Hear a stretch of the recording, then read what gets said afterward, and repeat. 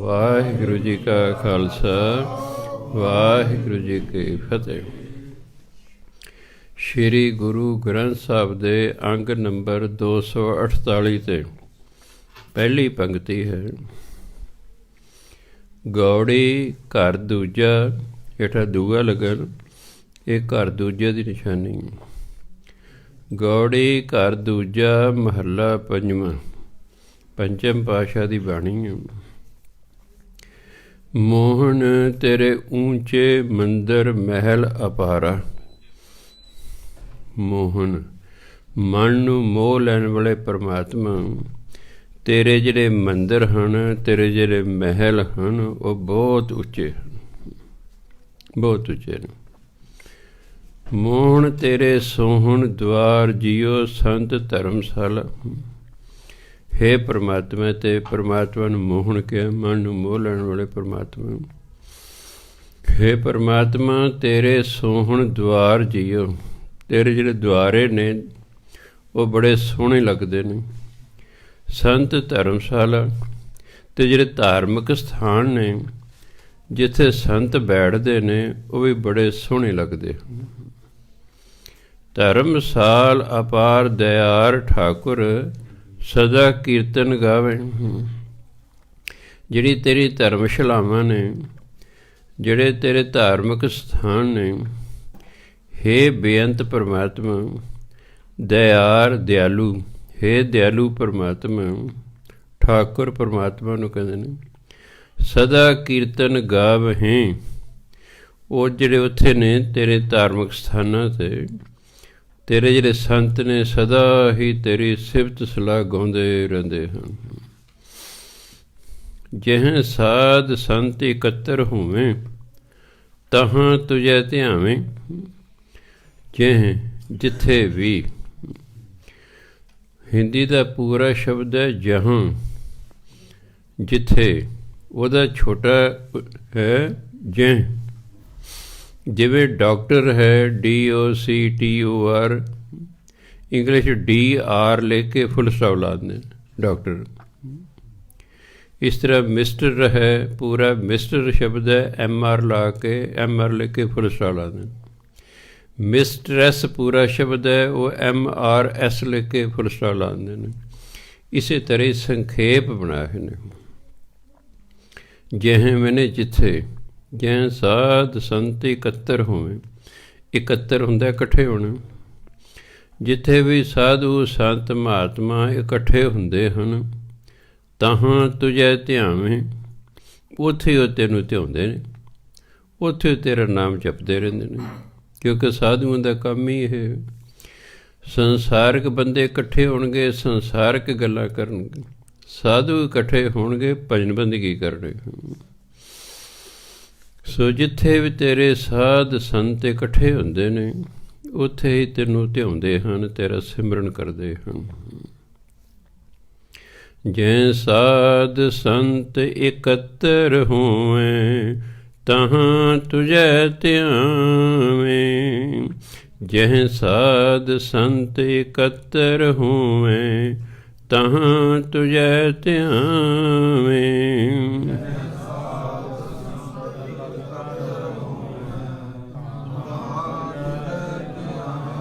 ਉੱਚੀ ਬੋਲੋਗੇ ਫਿਰ ਆਵਾਜ਼ ਮਿਲ ਜਾਏਗੀ। ਸੰਤ ਇਕੱਤਰ ਹੋਵੇਂ ਤਹਾਂ ਤੁਝੇ ਧਿਆਵੇਂ। ਸੋ ਜਿੱਥੇ ਵੀ ਸੰਤ ਮਹਾਤਮਾ ਇਕੱਠੇ ਹੁੰਦੇ ਨੇ, ਹੇ ਪਰਮਾਤਮਾ ਉਹ ਤਾਂ ਤੈਨੂੰ ਧਿਆਉਂਦੇ ਨੇ, ਤੇਰਾ ਸਿਮਰਨ ਕਰਦੇ ਹੋ। ਕਰ ਦਇਆ ਮਇਆ ਦਇਆਲ ਸੁਆਮੀ, ਹੋ ਦੀਨ ਕਿਰਪਾਰਾ। ਹੇ ਪਰਮਾਤਮਾ ਮੈਂ ਹਾਂ ਦੀਨ, ਮੈਂ ਹਾਂ ਨਿਮਾਣਾ ਨਿਤਾਣਾ। ਤੂੰ ਮੇਰੇ 'ਤੇ ਕਿਰਪਾ ਕਰ, ਤੂੰ ਮੇਰੇ 'ਤੇ ਦਇਆ ਕਰ। ਮਇਆ ਵੀ ਕਿਰਪਾ ਹੁੰਦੀ, ਤੂੰ ਮੇਰੇ 'ਤੇ ਕਿਰਪਾ ਕਰ। ਤੂੰ ਹੈ ਹੀ ਦਿਆਲੂ। ਹੇ ਦਿਆਲ ਸੁਆਮੀ, ਮੈਂ ਦੀਨ ਹਾਂ, ਮੈਂ ਨਿਮਾਣਾ ਹਾਂ, ਤੁਸੀਂ ਮੇਰੇ 'ਤੇ ਕਿਰਪਾ ਕਰੋ। ਹੁਣ ਸਵਾਲ ਪੈਦਾ, ਕੀ ਕਿਰਪਾ ਕਰੋ ਜੀ, ਹੈ ਨਾ। ਉਹ ਕਈ ਵਾਰੀ ਅਗਲੀ ਲਾਈਨ 'ਚ ਲਿਖਿਆ ਹੁੰਦਾ, ਬਿਨਵੰਤ ਨਾਨਕ ਦਰਸ ਪਿਆਸੇ ਮਿਲ ਦਰਸ਼ਨ ਸੁਖ ਸਾਰਾ। ਅਸੀਂ ਤੇਰੇ ਦਰਸ਼ਨਾਂ ਦੇ ਪਿਆਸੇ ਹਾਂ, ਅਸੀਂ ਤੇਰੇ ਦਰਸ਼ਨ ਕਰਨਾ ਚਾਹੁੰਦੇ ਹਾਂ। ਮਿਲ ਦਰਸ਼ਨ ਸੁਖ ਸਾਰਾ, ਤੈਨੂੰ ਮਿਲ ਕੇ ਤੇਰੇ ਦਰਸ਼ਨ ਕਰਕੇ ਕਹਿੰਦੇ ਬਹੁਤ ਸੁੱਖ ਦੀ ਪ੍ਰਾਪਤੀ ਹੁੰਦੀ ਹੈ। ਸਾਰਾ ਮੈਨੂੰ ਸ੍ਰੇਸ਼ਟ ਉੱਤਮ ਬਹੁਤ ਸੁੱਖ ਦੀ ਪ੍ਰਾਪਤੀ ਹੁੰਦੀ ਹੈ। ਵੀ ਇਸ ਲਈ ਮੈਂ ਦੀਨ ਹਾਂ, ਮੈਂ ਨਿਮਾਣਾ ਹਾਂ, ਮੈਂ ਨਿਤਾਣਾ ਹਾਂ। ਮੇਰੇ 'ਤੇ ਦਇਆ ਕਰੋ, ਮੇਰੇ 'ਤੇ ਕਿਰਪਾ ਕਰੋ, ਮੇਰੇ 'ਤੇ ਦਿਆਲੂ ਹੋਵੋ। ਮੈਨੂੰ ਤੁਹਾਡੇ ਦਰਸ਼ਨਾਂ ਦੀ ਤਮੰਨਾ ਹੈ, ਪਿਆਸ ਹੈ। ਤੇਰੇ ਦਰਸ਼ਨ ਕਰਕੇ ਮੈਨੂੰ ਬਹੁਤ ਸੁੱਖ ਮਿਲੇਗਾ।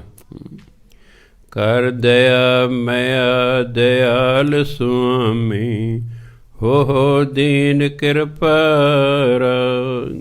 ਕਰ ਦਇਆ ਮਇਆ ਦਿਆਲ ਸੁਆਮੀ, ਹੋ ਦੀਨ ਕਿਰਪਾਰਾ। ਮਇਆ ਦਿਆਲ ਸੁਆਮੀ, ਹੋ ਦੀਨ ਕਿਰਪਾਰਾ। ਕਰ ਦਇਆ ਮਇਆ ਦਿਆਲ ਸੁਆਮੀ, ਹੋ ਦੀਨ ਕਿਰਪਾਰਾ। ਬਿਨਵੰਤ ਨਾਨਕ ਦਰਸ ਪਿਆਸੇ, ਮਿਲ ਦਰਸ਼ਨ ਸੁਖ ਸਾਰਾ। ਬਿਨਵੰਤ ਨਾਨਕ ਦਰਸ ਪਿਆਸੇ, ਮਿਲ ਦਰਸ਼ਨ ਸੁਖ ਸਾਰਾ।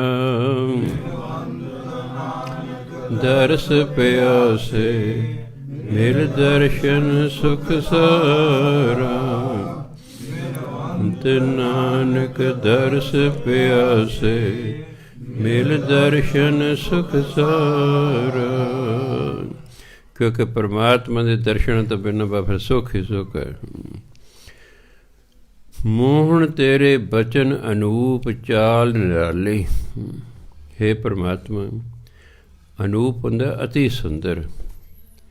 ਹਿੰਦੀ ਦਾ ਪੂਰਾ ਸ਼ਬਦ ਹੈ ਅਨੁਪਮ, ਜਿਸ ਦੀ ਉਪਮਾ ਹੀ ਨਾ ਕੀਤੀ ਜਾ ਸਕੇ। ਉਪਮਾ ਕਰਨ ਲਈ ਇੱਕ ਦੂਸਰਾ ਚਾਹੀਦਾ ਵੀ ਇਹ ਫਲਾਣਾ ਜੀ ਫਲਾਣੇ ਵਰਗਾ ਹੈ ਹੀ ਨਹੀਂ ਕੋਈ। ਪਰਮਾਤਮਾ ਵਰਗਾ ਕੋਈ ਹੋਰ ਹੈ ਹੀ ਨਹੀਂ, ਇਸ ਲਈ ਉਹ ਅਨੁਪਮ ਹੈ, ਉਹ ਅਨੂਪ ਹੈ, ਉਹ ਅਤੀ ਸੁੰਦਰ ਹੈ। ਮੋਹਣ ਤੇਰੇ ਬਚਨ ਅਨੂਪ। ਹੈ ਪਰਮਾਤਮਾ, ਤੇਰੇ ਬੋਲ ਅਤੀ ਸੁੰਦਰ ਨੇ। ਚਾਲ ਨਿਰਾਲੀ, ਤੇਰੀ ਜਿਹੜੀ ਚਾਲ ਹੈ ਆਮ ਲੋਕਾਂ ਨਾਲੋਂ ਵੱਖਰੀ ਹੈ। ਮੋਹਣ ਤੂੰ ਮਾਨੈ ਏਕ ਜੀ, ਅਵਰ ਸਭ ਰਾਲੀ। ਹੈ ਪਰਮਾਤਮਾ, ਸਾਰੇ ਤੈਨੂੰ ਇੱਕ ਨੂੰ ਮੰਨਦੇ ਹਨ। ਅਵਰ ਸਭ ਰਾਲੀ, ਰਾਲੀ ਹੁੰਦਾ ਬਿਨ ਸਜਾਣ ਵਾਲੇ, ਬਾਕੀ ਸਭ ਕੁਛ ਬਿਨ ਸਜਾਣ ਵਾਲਾ ਹੈ। ਇੱਕ ਤੂੰ ਹੀ ਸਦਾ ਰਹਿਣ ਵਾਲਾ ਹੈ, ਇਸ ਲਈ ਸਾਰੇ ਤੈਨੂੰ ਮੰਨਦੇ ਹਨ। ਮਾਨੈ ਤਾਂ ਏਕ ਅਲੇਖ ਠਾਕੁਰ, ਜਿਨ੍ਹਾਂ ਸਭ ਕਲ ਧਾਰੀਆ। ਉਹ ਪਰਮਾਤਮਾ ਜੋ ਅਲੇਖ ਹੈ, ਜਿਹਦਾ ਲਿਖਤੀ ਤੌਰ 'ਤੇ ਵਰਣਨ ਹੀ ਨਹੀਂ ਕੀਤਾ ਜਾ ਸਕਦਾ ਹੈ। ਹੇ ਠਾਕੁਰ, ਸਾਰੇ ਤੈਨੂੰ ਮੰਨਦੇ ਹਨ। ਜਿਨ੍ਹਾਂ ਸਭ ਕਲ ਧਾਰੀਆ, ਜਿਸ ਪਰਮਾਤਮਾ ਨੇ ਸਾਰੀ ਸ਼ਕਤੀ ਆਪਣੇ ਕੋਲ ਰੱਖੀ ਹੋਈ ਹੈ। ਸਭ ਕਲ ਧਾਰੀਆ, ਜੇ ਭੱਬੇ ਨੂੰ ਸਿਆਰੀਂਦਾ ਫਿਰ ਕਹਿੰਦੇ ਸਾਰੀਆਂ ਸ਼ਕਤੀਆਂ ਜਿਹਦੇ ਕੋਲ ਨੇ। ਸਭ ਇੱਕ ਵਚਨ ਹੈ, ਇਸਤਰੀ ਲਿੰਗ ਹੈ। ਸਭ ਦੇ ਤਿੰਨ ਸਰੂਪ ਨੇ ਗੁਰਬਾਣੀ 'ਚ। ਇੱਕ ਹੈ ਸੱਸਾ ਭੱਬਾ, ਸਭ, ਇਹ ਇੱਕ ਵਚਨ ਇਸਤਰੀ ਲਿੰਗ। ਦੂਜਾ ਸਰੂਪ ਹੈ ਸੱਸਾ ਭੱਬੇ ਨੂੰ ਔਂਕੜ, ਸਭ, ਇਹ ਪੁਲਿੰਗ ਹੈ ਅਤੇ ਇੱਕ ਵਚਨ ਹੈ। ਤੀਸਰਾ ਸਰੂਪ ਹੈ ਸੱਸਾ ਭੱਬੇ ਨੂੰ ਸਿਹਾਰੀ, ਇਹ ਬਹੁਵਚਨ ਹੈ, ਸਾਰੇ। ਇਸ ਲਈ ਤੇ ਅੱਗੇ ਕਾਲ ਸ਼ਕਤੀ ਹੈ, ਕਾਲ ਇਸਤਰੀ ਲਿੰਗ ਹੈ, ਇਸ ਲਈ ਭੱਬੇ ਨੂੰ ਔਂਕੜ ਨਹੀਂ ਹੈ। ਸਾਰੀ ਸ਼ਕਤੀ ਜਿਸ ਨੇ ਧਾਰਨ ਕੀਤੀ ਹੋਈ ਹੈ। ਤੁਧ ਬਚਨ ਗੁਰ ਕੈ ਵਸ ਕੀਆ, ਆਦਿ ਪੁਰਖ ਬਨਵਾਰੀਆ। ਹੈ ਪਰਮਾਤਮਾ ਬਨਵਾਰੀਆ, ਪਰਮਾਤਮਾ ਤੂੰ ਆਦਿ ਪੁਰਖ ਹੈ, ਸਭ ਤੋਂ ਪਹਿਲਾਂ ਤੂੰ ਹੈ। ਬਾਕੀ ਸਾਰਾ ਸੰਸਾਰ ਤੇਰਾ ਬਣਾਇਆ ਹੋਇਆ ਹੈ। ਗੁਰੂ ਨਾਨਕ ਦੇਵ ਜੀ ਜਦੋਂ ਬਗਦਾਦ ਗਏ ਤਾਂ ਉੱਥੇ ਜਿਹੜਾ ਪੀਰ ਦਸਤਗੀਰ ਸੀ, ਉਹਨੇ ਗੁਰੂ ਨਾਨਕ ਦੇਵ ਜੀ ਨੂੰ ਪੁੱਛਿਆ ਕਿ ਨਾਨਕ ਜੀ, ਅੱਲਾ ਤੋਂ ਪਹਿਲਾਂ ਕੀ ਸੀ? ਆਪਾਂ ਪਰਮਾਤਮਾ ਕਹਿੰਦੇ ਹਾਂ, ਮੁਸਲਮਾਨ ਅੱਲਾਹ ਕਹਿੰਦੇ ਨੇ। ਗੁਰਬਾਣੀ 'ਚ ਕਈ ਵਾਰੀ ਆੜਾ ਲੱਲਾ ਹਾਹਾ ਲਿਖਿਆ ਹੁੰਦਾ ਹੈ। ਫਾਰਸੀ ਦਾ ਅਸੂਲ ਹੈ ਕਿ ਜੇ ਹਾਹੇ ਤੋਂ ਪਹਿਲਾ ਅੱਖਰ ਮੁਕਤਾ ਹੋਵੇ ਤਾਂ ਉਹਨੂੰ ਕੰਨਾਂ ਲਾ ਕੇ ਬੋਲਿਆ ਜਾਂਦਾ ਅੱਲਾਹ। ਪਰ ਸਾਨੂੰ ਗਿਆਨ ਨਾ ਹੋਣ ਕਰਕੇ ਅਸੀਂ ਉਹਨੂੰ ਪੜ੍ਹਦੇ ਹਾਂ ਅੱਲਾਹ। ਇਹ ਹਿੰਦੀ ਦਾ ਸ਼ਬਦ ਨਹੀਂ ਹੈ, ਇਹ ਤਾਂ ਫਾਰਸੀ ਦਾ ਸ਼ਬਦ ਹੈ ਅੱਲਾਹ, ਜਿਹਦਾ ਉਚਾਰਨ ਹੈ ਅੱਲਾਹ। ਕਈ ਵਾਰੀ ਹਾਹੇ ਨੂੰ ਔਂਕੜ ਲਿਖਿਆ ਹੁੰਦਾ, ਉਹ ਦੱਸਣ ਵੀ ਅੱਲਾਹ ਜਿਹੜਾ ਹੈ ਪੁਲਿੰਗ ਹੈ ਅਤੇ ਇੱਕ ਵਚਨ ਹੈ, ਉਹ ਤੇ ਇਸ ਲਈ ਪੜ੍ਹਨਗੇ ਅੱਲੋ। ਬਹੁਤ ਕੀਰਤਨੀ ਹੈ ਜੇ ਪੜ੍ਹ ਅੱਲੋ ਅਲਾਖ ਨਾ ਜਾਈ ਲਿਖਿਆ, ਅੱਲੋ ਨਹੀਂ ਅੱਲਾਹ। ਆੜਾ ਲੱਲਾ ਹਾਹਾ ਇਹਨੂੰ ਅੱਲਾਹ ਨਹੀਂ ਪੜ੍ਹਨਾ, ਅੱਲਾਹ। ਇਸ ਲਈ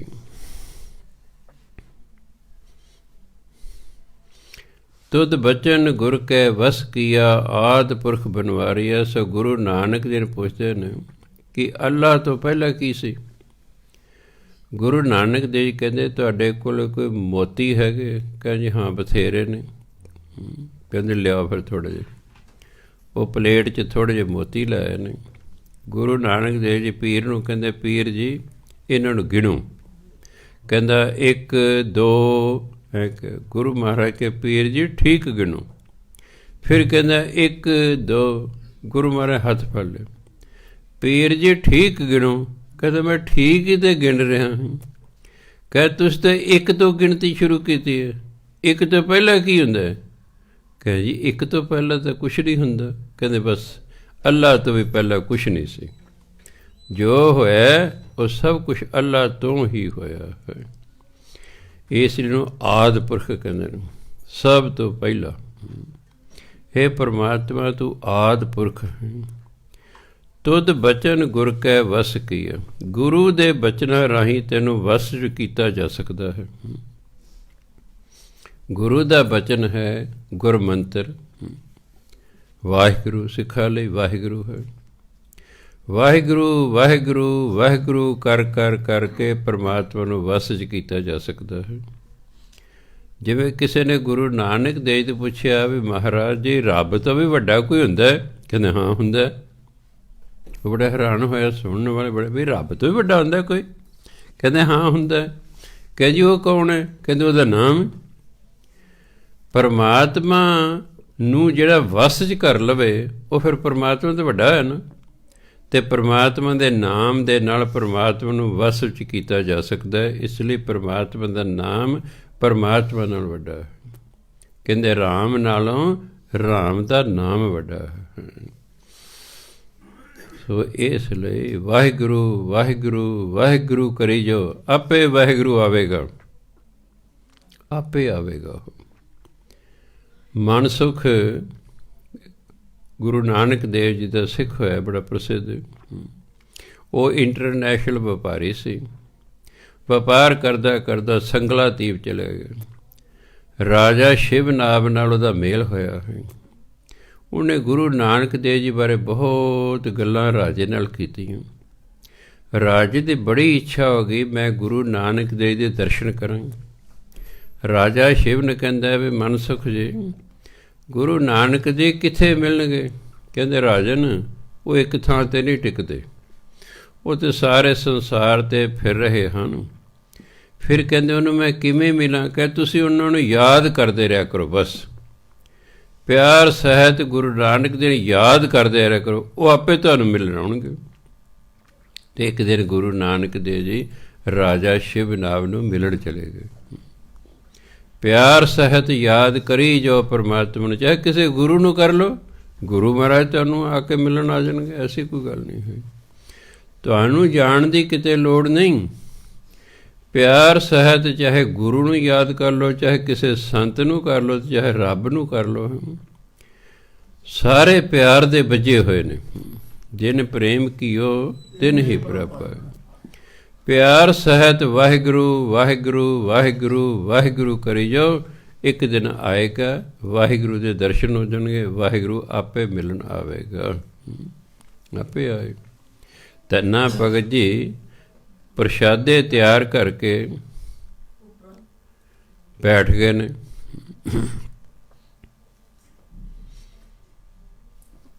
ਹੁਣ ਭੋਗ ਲਵਾਉਣਾ ਹੈ। ਉਹਨੇ ਸਮਝ ਜਿਹੜਾ ਪੰਡਿਤ ਸੀ, ਜਿਹਨੇ ਮੈਨੂੰ ਮੂਰਤੀ ਦਿੱਤੀ ਹੈ, ਉਹ ਭੋਗ ਲਵਾਉਂਦਾ ਹੈ। ਉਹ ਵੀ ਪ੍ਰਸ਼ਾਦੇ ਤਿਆਰ ਕਰਕੇ ਬੈਠ ਗਏ, ਭੋਗ ਲਾਓ ਜੀ, ਭੋਗ ਲਾਓ, ਪਰਮਾਤਮਾ ਪ੍ਰਗਟ ਹੀ ਨਹੀਂ ਹੋ ਰਿਹਾ। ਉਹ ਕਹੇ ਜੀ ਪੰਡਿਤ ਦੇ ਤਾਂ ਤੁਸੀਂ ਬੜੀ ਛੇਤੀ ਭੋਗ ਲਾ ਲੈਂਦੇ ਸੀ, ਕੀ ਮੇਰੇ ਨਾਲ ਕੋਈ ਨਾਰਾਜ਼ ਹੀ ਹੈ? ਹਾਂ, ਮੈਂ ਅਨਪੜ੍ਹਾ, ਸ਼ਾਇਦ ਤੁਸੀਂ ਤਾਂ ਨਹੀਂ ਭੋਗ ਲਾਉਂਦੇ। ਮੈਂ ਗਰੀਬ ਹਾਂ, ਸਧਾਰਨ ਜੀ ਮੇਰੀ ਰੋਟੀ ਹੈ, ਸ਼ਾਇਦ ਤੁਸੀਂ ਤਾਂ ਨਹੀਂ ਭੋਗ ਲਾਉਂਦੇ। ਤਰਲੇ ਕੱਢੀ ਗਏ, ਕੱਢੀ ਗਏ, ਕੱਢੀ ਗਏ। ਪਰਮਾਤਮਾ ਨੇ ਸੋਚਿਆ ਬੰਦਾ ਭੋਲਾ ਹੈ, ਇਹ ਤੇ ਭੋਲਾ ਹੈ। ਅਖੀਰ ਤੇ ਪਰਮਾਤਮਾ ਨੂੰ ਪ੍ਰਗਟ ਹੋਣਾ ਪਿਆ। ਪ੍ਰਗਟ ਹੋ ਕੇ ਉਹਨਾਂ ਭੋਜਨ ਛਕਿਆ। ਕੁਝ ਜਿਹੜਾ ਸੀਤ ਪ੍ਰਸਾਦ ਧੰਨੇ ਭਗਤ ਲਈ ਛੱਡ ਦਿੱਤਾ। ਕਹਿੰਦੇ ਲੈ ਵੀ ਧੰਨਿਆ ਤੂੰ ਇਹ ਛਕ ਲੈ। ਜਿਉਂ ਹੀ ਧੰਨੇ ਨੇ ਛਕਿਆ ਬਸ ਗੱਲ ਬਣ ਗਈ। ਭਗਵਾਨ ਕਹਿੰਦਾ ਵੀ ਧੰਨਿਆ, ਜਿਹੜਾ ਤੂੰ ਮੇਰੇ ਦਰਸ਼ਨ ਕਰ ਰਿਹਾ ਮੇਰੇ ਅਸਲੀ ਸਰੂਪ ਨਹੀਂ ਹੈ। ਜੇ ਤੂੰ ਮੇਰੇ ਅਸਲੀ ਸਰੂਪ ਦੇ ਦਰਸ਼ਨ ਕਰਨੇ ਨਾ, ਫਿਰ ਤੂੰ ਗੁਰੂ ਧਾਰਨ ਕਰ, ਉਹ ਤੈਨੂੰ ਗੁਰਮੰਤਰ ਦੇਣਗੇ, ਉਹਦਾ ਤੂੰ ਜਾਪ ਕਰੀ, ਫਿਰ ਤੈਨੂੰ ਇੱਕ ਦਿਨ ਸਾਡੇ ਅਸਲੀ ਸਰੂਪ ਦੇ ਦਰਸ਼ਨ ਹੋ ਜਾਣਗੇ। ਮੰਨ ਲਓ ਇੱਕ ਸਿੱਖ ਕਹਿੰਦਾ ਪਰਮਾਤਮਾ ਨੂੰ, ਸੱਚੇ ਪਾਤਸ਼ਾਹ ਮੈਨੂੰ ਦਰਸ਼ਨ ਦਿਓ, ਦਰਸ਼ਨ ਦਿਓ, ਦਰਸ਼ਨ ਦਿਓ। ਤਾਂ ਪਰਮਾਤਮਾ ਜਿਹੜਾ ਗੁਰੂ ਨਾਨਕ ਤੋਂ ਲੈ ਕੇ ਗੁਰੂ ਗੋਬਿੰਦ ਸਿੰਘ ਦਾ ਕਿਸੇ ਦਾ ਵੀ ਰੂਪ ਧਾਰ ਕੇ ਸਿੱਖ ਨੂੰ ਦਰਸ਼ਨ ਦੇ ਸਕਦੇ ਹਨ, ਪਰ ਉਹ ਪਰਮਾਤਮਾ ਦੇ ਅਸਲੀ ਦਰਸ਼ਨ ਤੇ ਨਹੀਂ ਨਾ, ਕਿਉਂਕਿ ਪਰਮਾਤਮਾ ਤਾਂ ਸੂਖਸ਼ਮ ਹੈ, ਉਹ ਸਥੂਲ ਤੇ ਹੈ ਨਹੀਂ ਹੈ। ਇਸ ਲਈ ਸਿਮਰਨ ਕਰ ਕਰ ਕਰ ਕਰ ਕਰ ਕਰਕੇ ਬੰਦਾ ਜਿਹੜਾ ਸੱਚਖੰਡ ਪਹੁੰਚਦਾ ਹੈ, ਫਿਰ ਉਹਨੂੰ ਪਰਮਾਤਮਾ ਦੇ ਅਸਲੀ ਸਰੂਪ ਦੇ ਦਰਸ਼ਨ ਹੁੰਦੇ ਹਨ।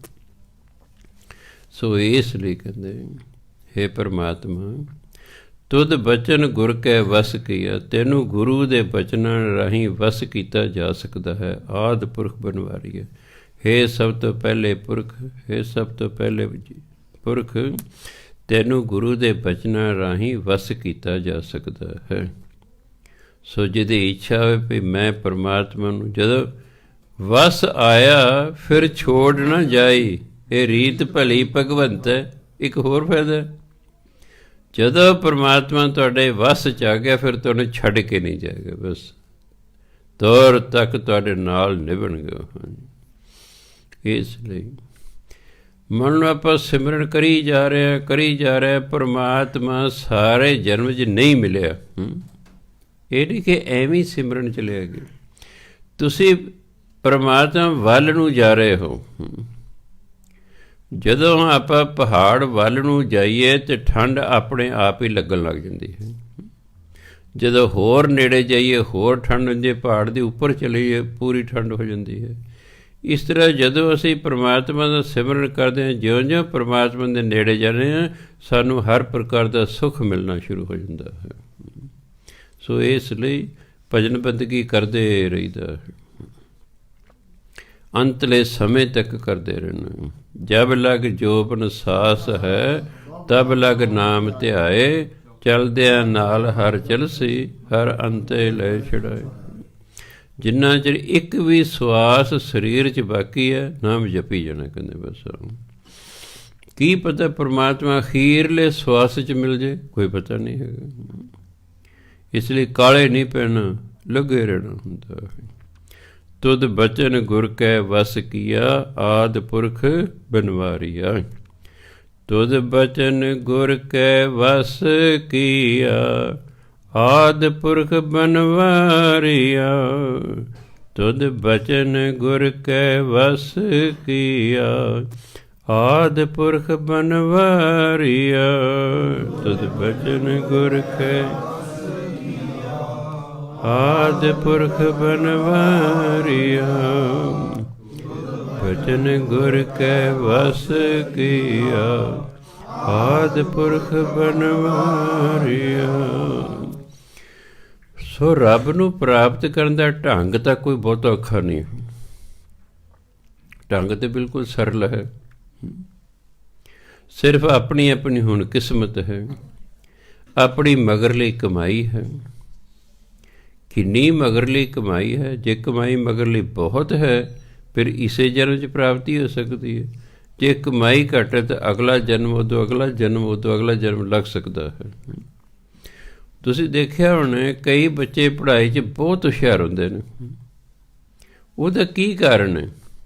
ਉਹ ਪਿਛਲੇ ਜਨਮ ਦੇ ਵਿੱਚ MA ਸਨ ਜਾਂ PhD ਸਨ, ਪਹਿਲੇ ਕੁਆਲੀਫਾਈਡ ਸਨ। ਜੋ ਵੀ ਹੈ ਸਾਡੇ ਨਾਲ ਹੀ ਆਉਂਦਾ ਹੈਗਾ, ਚੰਗਾ ਮੰਦਾ ਜੋ ਵੀ ਪਿਛਲੇ ਦਾ ਜਨਮ ਦਾ ਸਾਡੇ ਨਾਲ ਆਉਂਦਾ ਹੈ। ਜਿਹੜੀ ਉਹਦੀ ਪੜ੍ਹਾਈ ਕੀਤੀ ਹੋਈ ਸੀ ਉਹਦੇ ਨਾਲ ਆ ਗਈ, ਇਸ ਲਈ ਉਹ ਹਰ ਜਮਾਤ 'ਚ ਫਸਟ ਆਉਂਦਾ ਹੀ ਜਾਂਦਾ। ਅਤੇ ਲੋਕ ਕਹਿੰਦੇ ਬੱਲੇ ਬੱਲੇ ਫਲਾਣੇ ਦਾ ਮੁੰਡਾ ਬੜਾ ਇੰਟੈਲੀਜੈਂਟ ਹੈ। ਇਸ ਲਈ ਹੈ ਇੱਕ ਪਿਛਲੇ ਜਨਮ 'ਚ 10 ਪਾਸ ਸੀ, 10ਵੀਂ ਪਾਸ ਸੀ, ਉਹ ਵੀ ਪੜ੍ਹਨ ਲੱਗ ਪਿਆ ਹੈ, ਉਹ ਡੰਗ ਸਾਰਨ ਜੋਗਾ ਹੋਏਗਾ, ਪਾਸ ਪੂਸ ਤੇ ਹੋ ਜਾਏਗਾ। BA ਹੈ ਉਹ ਵਾਹ ਫਸਟ ਡਿਵੀਜ਼ਨ ਲੈ ਜਾਏਗਾ। ਜਿਹੜਾ MA ਸੀ ਪਿਛਲੇ ਜਨਮ 'ਚ ਉਹਨੇ ਫਸਟ ਆ ਜਾਣਾ ਹੈ। ਅਤੇ ਜਿਹੜਾ 5-7 ਜਮਾਤਾਂ ਪੜ੍ਹ ਕੇ ਹਟ ਗਿਆ ਸੀ ਪਿਛਲੇ ਜਨਮ 'ਚ, ਉਹ ਵੱਧ ਤੋਂ 8-9 ਪੜ੍ਹ ਲਏਗਾ ਇਸ ਜਨਮ, ਉਹ ਵੀ ਹਟ ਜਾਏਗਾ। ਅਤੇ ਜਿਹੜਾ ਪਿਛਲੇ ਜਨਮ 'ਚ ਅਨਪੜ੍ਹ ਸੀ ਅਤੇ ਉਹਨੇ 2-4 ਜਮਾਤਾਂ ਪੜ੍ਹਨੀਆਂ, ਕੁੱਟ ਖਾ ਕੇ ਹਟ ਉੱਡ ਜਾਣੇ, ਕਿਉਂਕਿ ਉਹਦੇ ਪਿਛਲੇ ਜਨਮ ਦੀ ਕਮਾਈ ਕੋਈ ਨਹੀਂ, ਪਿਛਲੇ ਜਨਮ ਦੀ ਕਮਾਈ ਕੋਈ ਨਹੀਂ। ਜਿਵੇਂ ਇੱਕ ਬੰਦਾ ਦੇਹਧਾਰੀ ਗੁਰੂ ਕੋਲ ਚਲਿਆ ਗਿਆ ਜੀ, ਮੈਂ ਨਾਮ ਲੈਣਾ। ਉਹਨੇ ਦੇਖਿਆ ਪਿਛਲੇ ਜਨਮ ਦੀ ਕਮਾਈ, ਕਹਿੰਦਾ ਤੈਨੂੰ ਨਾਮ ਨਹੀਂ ਮਿਲ ਸਕਦਾ।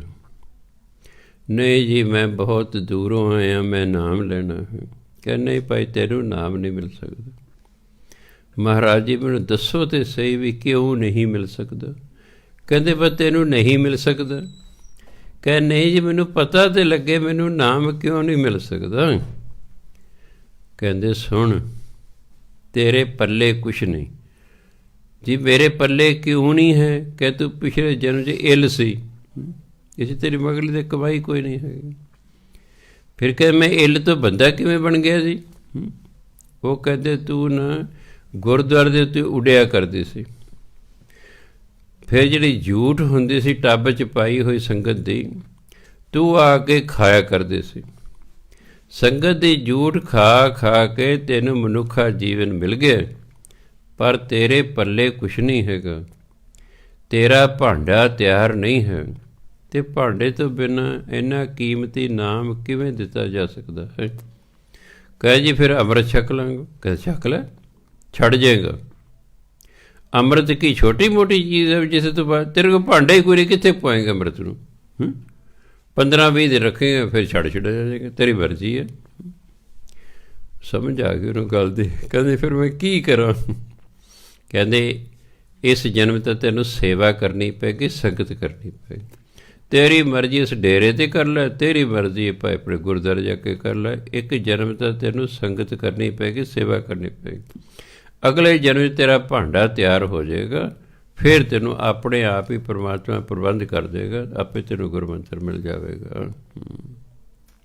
ਸੋ ਇਸ ਲਈ ਤਾਂ ਕਰਕੇ ਕਿਸੇ ਨੂੰ ਪਰਮਾਤਮਾ ਛੇਤੀ ਮਿਲ ਜਾਂਦਾ ਹੈ, ਕਿਸੇ ਨੂੰ ਕਈ ਜਨਮ ਨਹੀਂ ਮਿਲਦਾ ਹੈ, ਭਾਂਡੇ ਨਹੀਂ ਹੁੰਦੇ। ਸੋ ਤਾਂ ਗੁਰੂ ਮਹਾਰਾਜ ਕਹਿੰਦੇ ਤੂੰ ਆਪ ਚੱਲਿਆ ਆਪ ਰਹਿਆ, ਆਪ ਸਭ ਕਲ ਧਾਰੀਆ। ਤੂੰ ਜੀਵਾਂ 'ਚ ਬੈਠ ਕੇ ਆਪ ਹੀ ਸੰਸਾਰ ਤੋਂ ਚਲੇ ਜਾਂਦਾ ਹੈ। ਤੂੰ ਆਪ ਹੀ ਨਿਰਗੁਣ ਹੋਣ ਕਰਕੇ ਸਦਾ ਇੱਥੇ ਹੀ ਰਹਿਣਾ ਹੈ।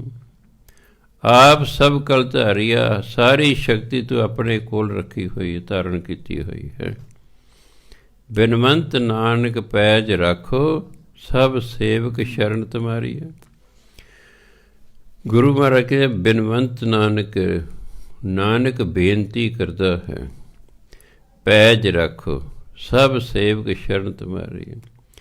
ਹਰ ਇੱਕ ਸੇਵਕ, ਸਾਰੇ ਸੇਵਕ ਤੁਹਾਡੀ ਸ਼ਰਨ 'ਚ ਹਨ ਅਤੇ ਤੁਸੀਂ ਉਹਨਾਂ ਦੀ ਇੱਜ਼ਤ ਰੱਖਦੇ ਹੋ। ਕਦੇ ਮੇਰੀ ਵੀ ਇੱਜ਼ਤ ਰੱਖੋ, ਮੇਰੀ ਵੀ ਇੱਜ਼ਤ ਰੱਖੋ।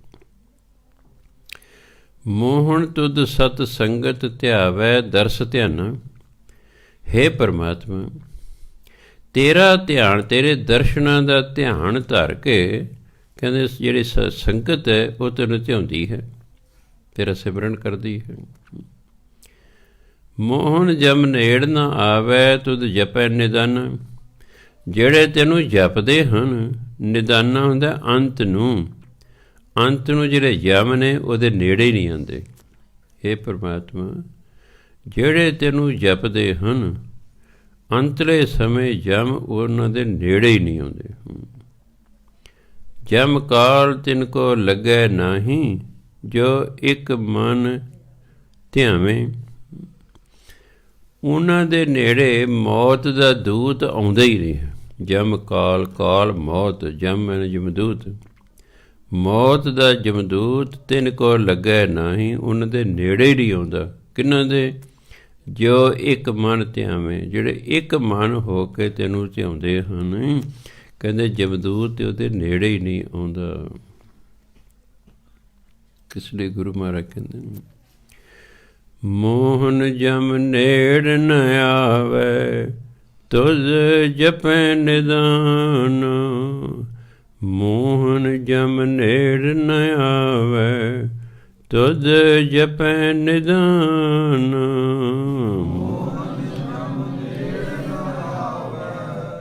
ਤੁਧ ਜਪੈ ਨਿਦਾਨ।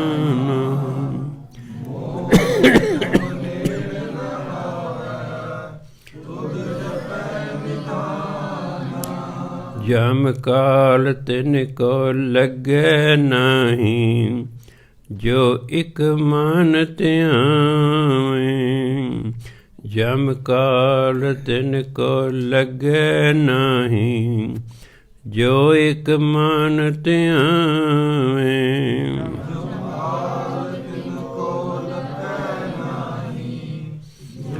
ਇੱਕ ਮਨ ਧਿਆਵੇਂ।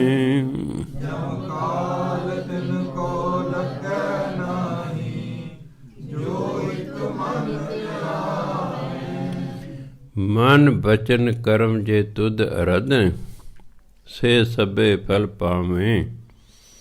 ਜਿਹੜੇ ਮਨ ਕਰਕੇ, ਬਚਨਾ ਕਰਕੇ, ਕਰਮਾਂ ਕਰਕੇ ਤੇਰੀ ਅਰਾਧਨਾ ਕਰਦੇ ਹਨ, ਸੇ ਸਭੇ ਫਲ ਪਾਵੇਂ। ਉਹਨਾਂ ਦੀ ਸਾਰੀਆਂ ਇੱਛਾਵਾਂ ਪੂਰੀਆਂ ਹੋ ਜਾਂਦੀਆਂ ਹਨ। ਜਿਹੜਾ ਵੀ ਮਨ ਕਰਕੇ, ਬਚਨਾ ਕਰਕੇ, ਕਰਮਾਂ ਕਰਕੇ ਤੈਨੂੰ ਧਿਆਉਂਦਾ ਹੈ, ਉਹਨਾਂ ਨੂੰ ਸਭ ਫਲ ਪ੍ਰਾਪਤ ਹੁੰਦੇ, ਭਾਵ ਸਾਰੀ ਇੱਛਾਵਾਂ ਪੂਰੀਆਂ ਹੋ ਜਾਂਦੀਆਂ ਹਨ। ਮਾਲ ਮੂਤ ਮੂੜ ਜੇ ਮੁਗਧ ਹੋਤੇ, ਸੇ ਦੇਖ ਦਰਸ ਸੁਗਿਆਨ। ਮਲ ਮੂਤ ਗੰਦੇ ਮੰਦੇ, ਜਿਹੜੇ ਗੰਦੇ ਮੰਦੇ ਹਨ, ਮੂੜ ਮੂਰਖ ਹਨ, ਮੁਗਧ ਮਹਾਮੂਰਖ ਹਨ। ਸੇ ਦੇਖ ਦਰਸ ਸੁਗਿਆਨ, ਉਹ ਤੇਰੇ ਦਰਸ਼ਨ ਕਰਕੇ ਗਿਆਨਵਾਨ ਹੋ ਜਾਂਦੇ ਹਨ। ਹੇ ਪਰਮਾਤਮਾ, ਜਿਹੜੇ ਗੰਦੇ ਮੰਦੇ ਪਾ, ਜਿਨ੍ਹਾਂ ਦਾ ਜੀਵਨ ਗੰਦਾ ਮੰਦਾ ਹੈ, ਜਿਹੜੇ ਮੂਰਖ ਨੇ, ਜਿਹੜੇ ਅਗਿਆਨੀ ਨੇ, ਜੋ ਤੇਰੇ ਦਰਸ਼ਨ ਕਰ ਲੈਣ, ਉਹ ਸੁਗਿਆਨਾ, ਉਹ ਗਿਆਨਵਾਨ ਹੋ ਜਾਂਦੇ ਹਨ। ਕਿਉਂਕਿ ਪਰਮਾਤਮਾ ਦੇ ਦਰਸ਼ਨਾਂ ਤੋਂ ਬਿਨਾਂ ਸੰਸਾਰ ਦਾ ਸਾਰਾ ਗਿਆਨ ਆਪਣੇ ਆਪ ਹੀ ਪ੍ਰਾਪਤ ਹੋ ਜਾਂਦਾ ਹੈ। ਕੋਈ ਕਿਤਾਬ ਗ੍ਰੰਥ ਪੜ੍ਹਨ ਦੀ ਲੋੜ ਨਹੀਂ ਹੁੰਦੀ। ਬਿਨਵੰਤ ਨਾਨਕ ਰਾਜ ਨਿਹਚਲ, ਪੂਰਨ ਪੁਰਖ ਭਗਵਾਨ। ਪਰਮਾਤਮਾ ਜੋ ਪੂਰਨ ਪੁਰਖ ਹੈ, ਗੁਰੂ ਮਹਾਰਾਜ ਕਹਿੰਦੇ ਰਾਜ ਸਦਾ ਰਹਿਣ ਵਾਲਾ ਹੈ। ਬਿਨਵੰਤ ਨਾਨਕ ਰਾਜ ਨਿਹਚਲ, ਨਿਹਚਲ ਹੁੰਦਾ ਅਟਲ, ਸਦਾ ਰਹਿਣ ਵਾਲਾ। ਮੋਹਨ ਤੂੰ ਸਫਲ ਫਲਿਆ, ਸੁਫਲ ਨਹੀਂ ਪੜਨਾ, ਸੁਫਲ ਕੋਈ ਸ਼ਬਦ ਨਹੀਂ ਹੈ, ਸਫਲ ਸ਼ਬਦ ਹੈਗਾ ਵੀ ਫਲਾਣਾ ਹੀ ਕਾਮਯਾਬ ਹੋ ਗਿਆ ਹੈ। ਸੁਫਲ ਚੰਗੇ ਫਲ ਵਾਲਾ।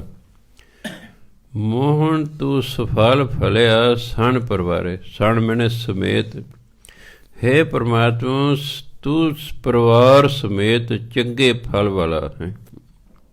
ਚੰਗੇ ਫਲ ਵਾਲਾ ਭਾਵ ਜਿਹੜਾ ਵੀ ਤੇਰਾ ਨਾਮ ਜਪਦਾ ਉਹਨੂੰ ਹੀ ਫਲ ਪ੍ਰਾਪਤ ਹੋ ਜਾਂਦਾ ਹੈ। ਮੋਹਨ ਪੁੱਤਰ ਮੀਤ ਭਾਈ ਕੁਟੰਬ ਸਭ ਤਾਰੇ। ਜਿਹੜਾ ਵੀ ਤੇਰਾ ਨਾਮ ਜਪਦਾ ਆਪਣੇ ਪੁੱਤਰਾਂ ਨੂੰ, ਮਿੱਤਰਾਂ ਨੂੰ, ਭਰਾਵਾਂ ਨੂੰ, ਪਰ ਕਬੀਲੇ ਨੂੰ ਸਭ ਨੂੰ ਤਾਰ ਦਿੰਦਾ ਹੈ। ਤਾਰਿਆ ਜਹਾਨ ਲਹਿਆ ਅਭਿਮਾਨ ਜਿਨੀ ਦਰਸ਼ਨ ਪਾਇਆ। ਜਿਨ੍ਹਾਂ ਨੇ ਵੀ ਪਰਮਾਤਮਾ ਦਾ ਦਰਸ਼ਨ ਕਰ ਲਿਆ ਉਹਦਾ ਸਾਰਾ ਹੰਕਾਰ ਲੈ ਗਿਆ। ਅਭਿਮਾਨ ਹੰਕਾਰ। ਜਿਨੀ ਦਰਸ਼ਨ ਪਾਇਆ, ਜਿਨੀ ਮੈਨੇ ਜਿਨ੍ਹਾਂ ਨੇ ਵੀ ਪਰਮਾਤਮਾ ਦਾ ਦਰਸ਼ਨ ਕੀਤਾ ਉਹਨਾਂ ਸਾਰਾ ਅਭਿਮਾਨ ਲੈ ਗਿਆ। ਤਾਰਿਆ ਜਹਾਨ ਅਤੇ ਪਰਮਾਤਮਾ ਨੂੰ ਇਸ ਸੰਸਾਰ ਤੋਂ ਪਾਰ ਕਰ ਦਿੰਦਾ ਹੈ। ਜਿਨੀ ਤੁਧ ਨੂੰ ਧਨ ਕਹਿਆ ਤਿਨ ਜਮ ਨੇੜ ਨਾ ਆਇਆ। ਹੇ ਪ੍ਰਭੂ, ਜਿਸ ਨੇ ਤੈਨੂੰ ਧੰਨ ਵਾਹਿਗੁਰੂ ਧੰਨ ਵਾਹਿਗੁਰੂ ਧੰਨ ਵਾਹਿਗੁਰੂ ਕਿਹਾ ਨਾ, ਉਹਨਾਂ ਦੇ ਨੇੜੇ ਜਮ ਨਹੀਂ ਆਉਂਦਾ ਹੈ। ਭਾਵ ਨਾਮ ਜਪਣ ਵਾਲੇ ਦੇ ਨੇੜੇ ਜਮ ਆਉਂਦਾ ਹੀ ਨਹੀਂ ਹੈਗਾ। ਜਮ ਨਹੀਂ ਆਉਣਗੇ ਤਾਂ ਸਿੱਧਾ ਜਿਹਾ ਹਿਸਾਬ ਹੈ, ਅਸੀਂ ਧਰਮਰਾਜ ਕੋਲੇ ਨਹੀਂ ਜਾਣਾ। ਜੇ ਜਮ ਆਉਣਗੇ ਤਾਂ ਉਹ ਸਾਨੂੰ ਧਰਮਰਾਜ ਕੋਲੇ ਪੇਸ਼ ਕਰਨਗੇ। ਫਿਰ ਉਹ ਸਾਡੇ ਕਰਮਾਂ ਨੂੰ ਵੇਖ ਕੇ ਅਗਲਾ ਸਾਨੂੰ ਜੀਵਨ ਦੇਗਾ, ਜੋ ਸਜ਼ਾ ਦੇਣੀ ਹੈ, ਇਨਾਮ ਦੇਣਾ, ਉਸ ਤਰ੍ਹਾਂ ਉਹ ਕਰੇਗਾ। ਅਤੇ ਜੇ ਭਾਈ ਜਾਣੇ ਹੀ ਨਹੀਂ ਧਰਮਰਾਜ ਕੋਲੇ ਤਾਂ ਫਿਰ ਤਾਂ ਕਿਸੇ ਅੱਛੇ ਮੰਡਲ 'ਤੇ ਜਾਣਾ ਹੈ।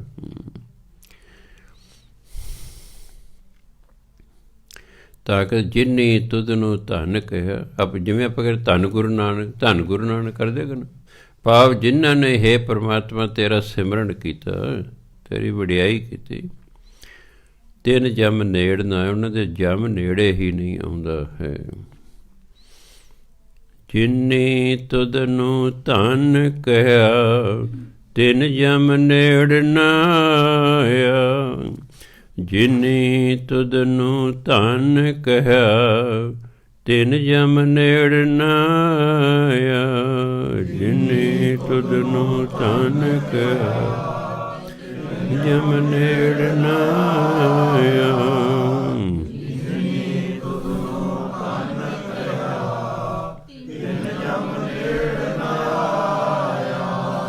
ਸੋ ਇਸ ਲਈ ਭਾਈ ਵਾਹਿਗੁਰੂ ਵਾਹਿਗੁਰੂ ਕਰਦੇ ਰਹੇ ਉਹਨੇ ਕਈ ਲਾਭ ਨੇ। ਬੇਅੰਤ ਗੁਣ ਤੇਰੇ ਕਥੇ ਨਾ ਜਾਹੀਂ ਸਤਿਗੁਰ ਪੁਰਖ ਮਰਾਰੇ। ਹੇ ਸਤਿਗੁਰੂ, ਹੇ ਪੁਰਖ ਪਾਤ, ਸਭ ਦੇ ਵਿੱਚ ਬਿਰਾਜਮਾਨ ਪਰਮਾਤਮਾ, ਤੇਰੇ ਗੁਣ ਹੀ ਇੰਨੇ ਨੇ, ਬੇਅੰਤ ਨੇ, ਸਾਰੇ ਵਰਣਨ ਹੀ ਨਹੀਂ ਕੀਤੇ ਜਾ ਸਕਦੇ। ਇਸ ਲਈ ਫਿਰ ਪੁਰਾਣੇ ਰਿਸ਼ੀਆਂ ਮੁਨੀਆਂ ਪੀਰਾਂ ਫਕੀਰਾਂ ਗੁਰੂਆਂ ਨੇ ਇੱਕ ਢੰਗ ਲੱਭਿਆ ਕਿ ਕੋਈ ਐਸਾ ਸ਼ਬਦ ਲੱਭੋ ਜਿਸ 'ਚ ਪਰਮਾਤਮਾ ਦੇ ਸਾਰੇ ਗੁਣ ਹੋਣ, ਅਤੇ ਫਿਰ ਉਹਨੇ ਗੁਰਮੰਤਰ ਲੱਭਿਆ ਵਾਹਿਗੁਰੂ। ਇਸ ਸ਼ਬਦ ਦੇ ਵਿੱਚ ਵਾਹਿਗੁਰੂ ਦੇ ਸਾਰੇ ਹੀ ਗੁਣ ਨੇ। ਇਹੀ ਕਾਰਨ ਹੈ ਕਿ ਜਿਹੜਾ ਵਾਹਿਗੁਰੂ ਵਾਹਿਗੁਰੂ ਕਰਦਾ ਰਹਿੰਦਾ ਉਹ 'ਚ ਪਰਮਾਤਮਾ ਦੇ ਸਾਰੇ ਗੁਣ ਆ ਜਾਂਦੇ ਨੇ। ਮੂਰਖ ਬੰਦਾ ਵੀ ਵਾਹਿਗੁਰੂ ਵਾਹਿਗੁਰੂ ਕਰ ਲੈ, ਇੱਕ ਦਿਨ ਸਿਆਣਾ ਹੋ ਜਾਏਗਾ, ਸਿਆਣਾ ਹੋ ਜਾਏਗਾ। ਜਿਹੜਾ ਇੰਟੈਲੀਜੈਂਟ ਨਹੀਂ ਵਾਹਿਗੁਰੂ ਵਾਹਿਗੁਰੂ ਵਾਹਿਗੁਰੂ ਕਰਨ ਲੱਗ ਜਾਏ, ਉਹ ਇੰਟੈਲੀਜੈਂਟ ਹੋ ਜਾਏਗਾ। ਕਿਉਂ? ਸਾਰਾ ਗਿਆਨ ਪਰਮਾਤਮਾ ਤੋਂ ਹੀ ਆਉਂਦਾ ਹੈ। ਇਸ ਲਈ ਪਰਮਾਤਮਾ ਦਾ ਨਾਮ ਜਪਦਿਆਂ ਜਪਦਿਆਂ ਬੰਦਾ ਗਿਆਨਵਾਨ ਹੋ ਜਾਂਦਾ ਹੈ। ਇਸ ਲਈ ਨਾਮ ਜਪਦੇ ਰਹੀਦਾ ਹੁੰਦਾ। ਜਿੰਨਾ ਵੀ ਸਮਾਂ ਮਿਲੇ ਉਹਨੂੰ ਵਿਅਰਥ ਨਹੀਂ ਗਾਉਣਾ, ਉਹਨੂੰ ਸਫਲਾ ਕਰਨਾ। ਸਮੇਂ ਨੂੰ ਸਮਾਂ ਵੈਸੇ ਹੀ ਨਹੀਂ ਵਿਅਰਥ ਗਾਉਣਾ ਚਾਹੀਦਾ ਜ਼ਿੰਦਗੀ 'ਚ। ਬਦਕਿਸਮਤੀ ਮਨੁੱਖ ਦੀ ਹੈ ਕਿ ਮਨੁੱਖ ਨੂੰ ਤਿੰਨ ਚੀਜ਼ਾਂ ਪ੍ਰਾਪਤ ਨੇ, ਇੱਕ ਸਮਾਂ, ਇੱਕ ਸਿਹਤ, ਇੱਕ ਧਨ। 90% ਲੋਕਾਂ ਨੂੰ ਤਿੰਨਾਂ 'ਚ ਕੋਈ ਵੀ ਨਹੀਂ ਵਰਤਣਾ ਆਉਂਦਾ। ਇਸ ਲਈ ਜ਼ਿੰਦਗੀ ਐਵੇਂ ਬਸ ਡਿੱਕ ਡੋਲੇ ਜੇ ਖਾਂਦੇ ਲੋਕਾਂ ਦੀ ਲੰਘ ਜਾਂਦੀ ਹੈ। ਮੈਨੂੰ ਬੜਾ ਅਜੀਬ ਲੱਗਦਾ ਹੈ ਵੀ ਇਹਨਾਂ ਕੋਲ ਸਮਾਂ ਹੈ, ਇਹ ਅਵਾਰਾਗਰਦੀ ਕਰ ਰਹੇ ਨੇ। ਤੰਦਰੁਸਤੀ ਹੈ, ਚੋਰੀਆਂ ਕਰ ਰਹੇ, ਡਾਕੇ ਮਾਰ ਰਹੇ, ਲੁੱਟਾਂ ਖੋਹਾਂ ਕਰ ਰਹੇ, ਕੁੱਟ ਮਾਰ ਕਰ ਰਹੇ, ਕਤਲ ਕਰ ਰਹੇ। ਜਿਵੇਂ ਖਰਬੰਦਾ ਸਾਹਿਬ ਸਰਾਂ ਦੇ ਬੈਂਕ 'ਚ ਲੱਗੇ ਸਨ। ਇੱਕ ਬੰਦਾ ਆਇਆ ਕਰੇ, ਖਰਬੰਦਾ ਸਾਹਿਬ ਨੂੰ ਬਹੁਤ ਅਟੈਂਡ ਕਰਿਆ ਕਰਨ। ਬੈਂਕ ਵਾਲੇ ਦਾ ਕੰਮ ਹੈ ਅਮੀਰ ਸਾਮੀ ਨੂੰ ਅਟੈਂਡ ਕਰਦੇ ਨੇ। ਇੱਕ ਬੰਦਾ ਕਹਿੰਦਾ ਤੁਸੀਂ ਇਸ ਨੂੰ ਕਿਉਂ ਅਟੈਂਡ ਕਰਦੇ ਹੋ? ਕਹਿੰਦਾ ਇਹ ਕਈ ਕਰੋੜ ਰੁਪਇਆਂ ਦਾ ਮਾਲਕ ਹੈ। ਕਹਿੰਦਾ ਅੱਛਾ। ਕਹਿੰਦਾ ਜੇ ਮੇਰੇ ਕੋਲ ਕਰੋੜ ਹੁੰਦਾ ਹੁਣ ਕਦੋਂ ਮੈਂ ਇੱਕ ਬੰਦਾ ਕਤਲ ਕਰ ਦਿੰਦਾ। ਜੱਟਾਂ ਦਾ ਤਾਂ ਹਾਲ ਹੈ। ਕੋਈ ਜੇ ਮੇਰੇ ਕੋਲ ਇੰਨੇ ਪੈਸੇ ਹੁੰਦੇ ਉਸ 'ਤੇ ਕਤਲ ਕਰ ਦਿੰਦੇ। ਸੋਚ ਦੇਖੋ, ਇਹੋ ਜਿਹੀ ਤਾਂ ਸਾਡੀ ਸੋਚ ਹੈ। ਸਮਾਂ ਹੈ ਉਹ ਵਿਅਰਥ ਗਵਾਇਆ ਜਾ ਰਿਹਾ, ਵਾਰਾਗਰਦੀ ਕੀਤੀ ਜਾ ਰਹੀ ਸਕੂਲਾਂ ਕਾਲਜਾਂ ਦੇ ਵਿੱਚ। ਆਹ ਮੋਬਾਈਲਾਂ ਨੇ ਤਾਂ ਬਹੁਤ ਹੀ ਪੱਠਾ ਤੇ ਕੁੜੀਆਂ ਮੁੰਡੇ ਮੋਬਾਈਲਾਂ 'ਤੇ ਲੱਗੇ ਰਹਿੰਦੇ। ਪ੍ਰੋਫੈਸਰ ਵਾਲਾ ਬੋਲੀ ਜਾਂਦਾ, ਸੁਣਦੇ ਹੀ ਨਹੀਂ ਉਹਦਾ ਕੋਈ। ਉਹ ਕਲਾਸ 'ਚ ਬੋਲੀ ਜਾ ਰਿਹਾ, ਉਹ ਆਪਣੇ ਮੋਬਾਈਲਾਂ 'ਤੇ ਲੱਗੇ ਹੋਏ ਹਨ। ਸਮਾਂ ਬਰਬਾਦ ਕੀਤਾ ਜਾ ਰਿਹਾ। ਧਨ ਹੈ ਉਹ ਪੁੱਠੇ ਪਾਸੇ ਖਰਚ ਕੀਤਾ ਜਾ ਰਿਹਾ। ਉਹ ਪੁੱਠੇ ਪਾਸੇ ਆ ਵਿਆਹਾਂ 'ਤੇ ਕਿੰਨਾ ਖਰਚਾ ਕਰਦੇ, ਵਿਅਰਥ ਹੀ ਹਨ। ਜਿਹੜਾ 2-4 ਬੰਦਿਆਂ ਨਾਲ ਕੰਮ ਸਰ ਸਕਦਾ ਉੱਥੇ ਹਜ਼ਾਰਾਂ ਬੰਦੇ ਇਕੱਠੇ ਕਰਕੇ ਐਵੇਂ ਹੀ ਖਰਚਾ ਕਰੀ ਜਾਣਾ। ਇਹਨੂੰ ਕਹਿੰਦੇ ਹਉਮੈ। ਇਹ ਸਿੱਧ ਕਰਦੀ ਇਸ ਬੰਦੇ ਦੇ ਅੰਦਰ ਬੜੀ ਹਉਮੈ ਹੈ ਵੀ ਬੱਲੇ ਬੱਲੇ ਬੜਾ ਇਕੱਠ ਸੀ ਜੀ। ਅਤੇ ਫਿਰ ਭੁੱਖੇ ਨੰਗੇ ਹੋ ਜਾਂਦੇ ਨੇ, ਫਿਰ ਕਰਜ਼ਾ ਚੜ੍ਹ ਜਾਂਦਾ ਹੈ।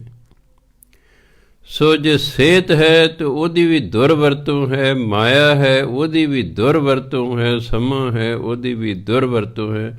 ਜ਼ਿੰਦਗੀ ਸੁਖੀ ਕਿਵੇਂ ਹੋ ਸਕਦੀ? ਨਹੀਂ ਹੋ ਸਕਦੀ। ਸਾਡੇ ਕੋਲ ਜੋ ਹੈ ਉਹ ਸਾਨੂੰ ਵਰਤਣਾ ਹੀ ਨਹੀਂ ਆਉਂਦਾ, ਵਰਤਣੇ ਨਹੀਂ ਆਉਂਦਾ। ਮਨੁੱਖ ਕੁਚੱਜਾ ਹੈ ਅਤੇ ਕੁਚੱਜੇ ਲੋਕ ਸੁਖੀ ਨਹੀਂ ਹੋਇਆ ਕਰਦੇ, ਨਾ ਦੂਜਿਆਂ ਨੂੰ ਸੁਖੀ ਹੋਣ ਦਿੰਦੇ ਨੇ। ਘਰ 'ਚ ਇੱਕ ਜੀਵ ਵੀ ਕੁਚੱਜਾ ਹੋਵੇ ਨਾ, ਸਾਰੇ ਟੱਬਰ ਨੂੰ ਵਕਤ ਪਾਈ ਰੱਖਦਾ। ਬਾਣੀ ਸਾਨੂੰ ਸੁਚੱਜਾ ਬਣਾਉਂਦੀ ਹੈ। ਇਹ ਜੀਵਨ ਜਿਉਣ ਦੀ ਜਾਚ ਸਿਖਾਉਂਦੀ ਹੈ। ਇਹ ਦੱਸਦੇ ਤੁਹਾਡੇ ਕੋਲ ਸਮਾਂ ਉਹਦੀ ਕਿਵੇਂ ਤੁਸੀਂ ਵਰਤੋਂ ਕਰਨੀ, ਧਨ ਹੈ ਉਹਦੀ ਕਿਵੇਂ ਵਰਤੋਂ ਕਰਨੀ ਹੈ, ਤੁਹਾਨੂੰ ਤੰਦਰੁਸਤੀ ਮਿਲੀ ਉਹਦੀ ਕਿਵੇਂ ਵਰਤੋਂ ਕਰਨੀ ਹੈ। ਬਦਕਿਸਮਤੀ ਹੈ ਕਿ ਆਮ ਲੋਕਾਂ ਨੂੰ ਇਹਨਾਂ ਤਿੰਨਾਂ ਚੀਜ਼ਾਂ ਨੂੰ ਵਰਤਣਾ ਹੀ ਨਹੀਂ ਆਉਂਦਾ। ਇਹੀ ਕਾਰਨ ਹੈ ਕਿ ਪੰਜਾਬ ਦਾ ਕੋਈ ਵਿਰਲਾ ਟਾਵਾਂ ਹੋਣਾ ਜਿਹਦੇ ਸਿਰ 'ਤੇ ਕਰਜ਼ਾ ਨਾ ਹੋਵੇ। ਤੁਸੀਂ ਚਾਹੇ ਕਿੰਨੀ ਵੀ ਜਾਇਦਾਦ ਦੇ ਮਾਲਕ ਹੋਵੋ, ਅਗਰ ਤੁਸੀਂ ਕਰਜ਼ਾ ਦੇਣਾ ਮੈਂ ਤੁਹਾਨੂੰ ਅਮੀਰ ਨਹੀਂ ਗਿਣਦਾ। ਕਹੀ ਜਾਓ ਜੀ ਮੇਰੇ ਕੋਲ ਕਰੋੜਾਂ ਰੁਪਏ ਵੀ ਤੇਰੇ ਜੇ ਕਰੋੜਾਂ ਦੀ ਜਾਇਦਾਦ, ਫਿਰ ਤੂੰ ਕਰਜ਼ਾਈ ਕਿਉਂ ਹੈ? ਕਰਜ਼ਾਈ ਕਿਉਂ ਹੈ? ਲਾ ਦੇ ਫਿਰ ਕਰਜ਼ਾ। ਸੋ ਕਰਜ਼ਾਈ ਹੈ। ਪਤਾ ਕਰ ਲਓ ਬੈਂਕਾਂ ਵਾਲੇ ਦੇ ਦੂਜੇ 'ਤੇ ਕਿੰਨੀ ਦੁਨੀਆ ਕਰਜ਼ਾਈ ਹੈ, ਕਿਉਂਕਿ ਪੈਸਾ ਵਰਤਣੇ ਨਹੀਂ ਆਉਂਦਾ। ਜਦੋਂ ਮੈਂ 11ਵੀਂ 'ਚ ਇਕਨੋਮਿਕਸ ਪੜ੍ਹਨ ਲੱਗਿਆ, ਮੈਨੂੰ ਬੜੀ ਚੰਗੀ ਲੱਗਿਆ ਇਹ ਸਬਜੈਕਟ। ਮੈਂ ਕਿਹਾ ਬਾਤ ਹੈ। ਉਹ ਕਹਿੰਦਾ ਪੈਸਾ ਉੱਥੇ ਇਨਵੈਸਟ ਕਰੋ ਜਿੱਥੇ ਤੁਹਾਨੂੰ ਰਿਟਰਨ ਆਉਣੀ ਹੈ, ਉੱਥੇ ਪੈਸਾ ਇਨਵੈਸਟ ਕਰੋ। ਜਿੱਥੇ ਰਿਟਰਨ ਹੀ ਨਹੀਂ ਆਉਣੀ ਉੱਥੇ ਪੈਸਾ ਲਾਉਣ ਦਾ ਕਿਆ ਫਾਇਦਾ ਜੀ? ਪੈਸਾ ਲਾਉਣ ਦਾ ਕਿਆ ਫਾਇਦਾ? ਵਿਆਹ 'ਤੇ ਪੈਸੇ ਲਾਤੇ, ਕੋਈ ਰਿਟਰਨ ਨਹੀਂ ਆਉਣੀ, ਇਹਨਾਂ ਨੂੰ ਕੁਛ ਵੀ ਨਹੀਂ ਆਉਣਾ। ਲੱਗ ਗਏ ਬਸ, ਕੋਈ ਰਿਟਰਨ ਨਹੀਂ ਹੋਣਾ। ਤੁਸੀਂ 2 ਮੱਝਾਂ ਖਰੀਦ ਲਈਆਂ ਨੇ, ਪੈਸਾ ਲਾਇਆ, ਦੁੱਧ ਵੇਚ ਕੇ ਤੁਸੀਂ ਆਪਣਾ ਲਾ ਲਓਗੇ, ਉਹਦੇ ਰਿਟਰਨ ਆ ਰਹੀ ਹੈ। ਤੁਸੀਂ ਟਰੈਕਟਰ ਲਿਆ ਹੈ ਵਿਆਹ ਕਰਜ਼ੇ 'ਤੇ, ਟਰੈਕਟਰ ਜਾ ਕੇ ਮਾਰਕੀਟ 'ਚ ਵੇਚਦਾ ਹੈ, ਉਹ ਪੈਸੇ ਲਏ, ਕੁੜੀ ਦਾ ਵਿਆਹ ਕਰਤਾ। ਹੁਣ ਉਹ ਕਰਜ਼ਾ ਕਿਵੇਂ ਲਏਗਾ? ਰਿਟਰਨ 'ਤੇ ਹੈ ਕੋਈ ਨਹੀਂ, ਰਿਟਰਨ 'ਤੇ ਹੈ ਕੋਈ ਨਹੀਂ। ਮਨੁੱਖ ਨੂੰ ਗਿਆਨ ਹੀ ਨਹੀਂ ਕਿ ਅਸੀਂ ਪੈਸਾ ਉੱਥੇ ਲਾਈਏ ਜਿੱਥੇ ਉਹਦੇ ਬਦਲੇ ਸਾਨੂੰ ਕੁਛ ਪ੍ਰਾਪਤ ਹੋਣਾ, ਅਤੇ ਜੇ ਉਹਦੇ ਬਦਲੇ ਸਾਨੂੰ ਪ੍ਰਾਪਤ ਹੀ ਕੋਈ ਨਹੀਂ, ਸਮਝੋ ਤੁਹਾਡਾ ਪੈਸਾ ਤਾਂ ਐਵੇਂ ਹੀ ਗਿਆ। ਸ਼ੁਰੂ ਤੋਂ ਮੈਂ ਇਸ ਵਿਚਾਰਾਂ ਦਾ ਸੀ। 11ਵੀਂ ਜਦੋਂ ਮੈਂ ਪੜ੍ਹਦਾ ਸੀ ਮੇਰੇ ਵਿਚਾਰ ਬਣ ਗਏ। ਮੈਂ ਵੈਸੇ ਬਾਣੀਆਂ ਵਾਲੇ ਤਾਂ ਪਹਿਲਾਂ ਹੀ ਸਨ, ਫਿਰ ਮੈਂ ਪੱਕਾ ਬਾਣੀਆਂ ਹੋ ਗਿਆ। ਇਸ ਲਈ ਜਦ ਮੈਂ ਵਿਆਹ ਕਰਾਉਣਾ ਸੀ, ਮੈਂ ਕੁੜੀ ਵਾਲਾ ਲਿਖਤਾ ਕਿ ਅਸੀਂ ਸਿਰਫ 7 ਬੰਦੇ ਆਵਾਂਗੇ। 5 ਅਸੀਂ ਭਰਾ ਹਾਂ, ਇੱਕ ਸਾਡਾ ਜੀਜਾ ਹੈਗਾ, ਇੱਕ ਸਾਡਾ ਭਾਣਜਾ ਹੈਗਾ, ਬਸ 7 ਹੀ ਆਵਾਂਗੇ। 7 ਦਾ ਮਤਲਬ 7 ਹੈ, 8 ਨਹੀਂ ਹੈਗਾ। ਉਹਨਾਂ ਵੀ ਸੋਚਿਆ ਜੇ 7 ਹੀ ਆ ਰਹੇ ਨੇ ਸਾਨੂੰ ਕੀ ਲੋੜ ਹੈ ਇਕੱਠ ਕਰਨ ਦੀ। 15 ਉਹਨਾਂ ਦੇ ਸਨ, ਕੁੱਲ 22 ਬੰਦੇ ਸਨ। ਪਹਿਲਾਂ ਇੱਥੇ ਪੰਜਾਬੀ ਬਾਗ 'ਚ ਚਿਕਸ ਹੋਟਲ ਹੁੰਦਾ ਸੀ, ਉੱਥੇ ਉਹਨਾਂ ਪ੍ਰਬੰਧ ਕਰ ਲਿਆ। ਉਹ ਭਲੇ ਜ਼ਮਾਨੇ ਸਨ, 15 ਰੁਪਈਏ ਪ੍ਰਤੀ ਵਿਅਕਤੀ ਸੀ ਰੋਟੀ ਪਾਣੀ ਦਾ ਖਰਚਾ। ਵਿਆਹ ਤੋਂ ਬਾਅਦ 1978 ਦੇ ਮਿਸਿਸ ਨੂੰ ਪੁੱਛਿਆ ਵੀ ਸੱਚੋ ਸੱਚ ਦੱਸ ਤੇਰਾ ਕਿੰਨਾ ਖਰਚਾ ਹੈ ਵਿਆਹ 'ਤੇ? ਕਿਹਾ ਜੀ ਕੁੱਲ 2600 ਰੁਪਈਆ। ਵਿਆਹ ਦੇ ਤਾਂ ਵੀ ਹੋ ਗਏ।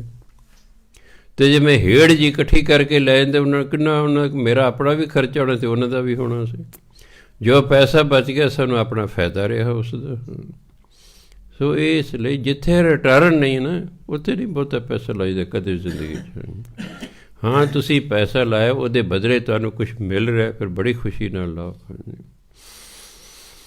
ਸੋ ਸਿੱਖੋ ਕਿ ਕਿਸੇ ਚੀਜ਼ ਨੂੰ ਕਿਵੇਂ ਵਰਤਣਾ ਹੈ। ਲੋਕਾਂ ਨੂੰ ਖਰਚਣਾ ਆਉਂਦਾ ਵਰਤਣਾ ਨਹੀਂ ਆਉਂਦਾ। ਪਹਿਲਾਂ ਤਾਂ ਮੇਰੀ ਗੱਲ ਹੀ ਨਹੀਂ ਸੀ ਸੰਗਤ ਨੂੰ ਸਮਝ ਆਉਂਦੀ। ਜਦੋਂ ਮੈਂ ਕਹਿਣਾ ਭਾਈ ਪੈਸਾ ਵਰਤੀਦਾ ਖਰਚੀਦਾ ਨਹੀਂ, ਕਿੰਨੇ ਕੋਈ ਚੱਕਰ 'ਚ ਪੈ ਗਏ ਵੀ ਇਹ 'ਚ ਕੀ ਫਰਕ ਹੈ ਵਰਤਣ ਅਤੇ ਖਰਚਣ। ਖਰਚਣ ਨਾਲ ਤਾਂ ਤੁਸੀਂ ਇੱਕ ਦਿਨ 'ਚ 10 ਲੱਖ ਖਰਚ ਦਿਓ, ਪਰ ਵਰਤਣ ਨਾਲ ਤਾਂ ਨਹੀਂ ਇੰਨਾ ਮੁੱਕਦਾ। ਪੈਸਾ ਵਰਤੋ, ਖਰਚੋ ਨਹੀਂ। ਇਹ ਅਸਮਾਨੋਂ ਨਹੀਂ ਡਿੱਗਦਾ ਹੈਗਾ ਵੀ ਹਾਂ ਕੋਈ ਅਸਮਾਨੋਂ ਡਿੱਗ ਰਿਹਾ ਜੀ ਖਰਚੀ ਜਾਓ ਜੀ। ਤੁਹਾਡੇ ਕੋਲ ਮਾਇਆ ਹੋਵੇਗੀ ਤੁਸੀਂ ਚੜ੍ਹਦੀਆਂ ਕਲਾਂ 'ਚ ਰਹੋਗੇ। ਕਦੇ ਕਰਜ਼ਾਈ ਵੀ ਚੜ੍ਹਦੀਆਂ ਕਲਾਂ 'ਚ ਰਿਹਾ ਹੈ। ਤੁਹਾਡਾ ਬੈਂਕ ਬੈਲੈਂਸ ਹੈ ਤੁਸੀਂ ਚੜ੍ਹਦੀਆਂ ਕਲਾਂ 'ਚ ਰਹੋਗੇ। ਕੋਈ ਫਿਕਰ ਨਹੀਂ ਕੱਲ੍ਹ ਬਿਮਾਰ ਹੋ ਜਾਓ।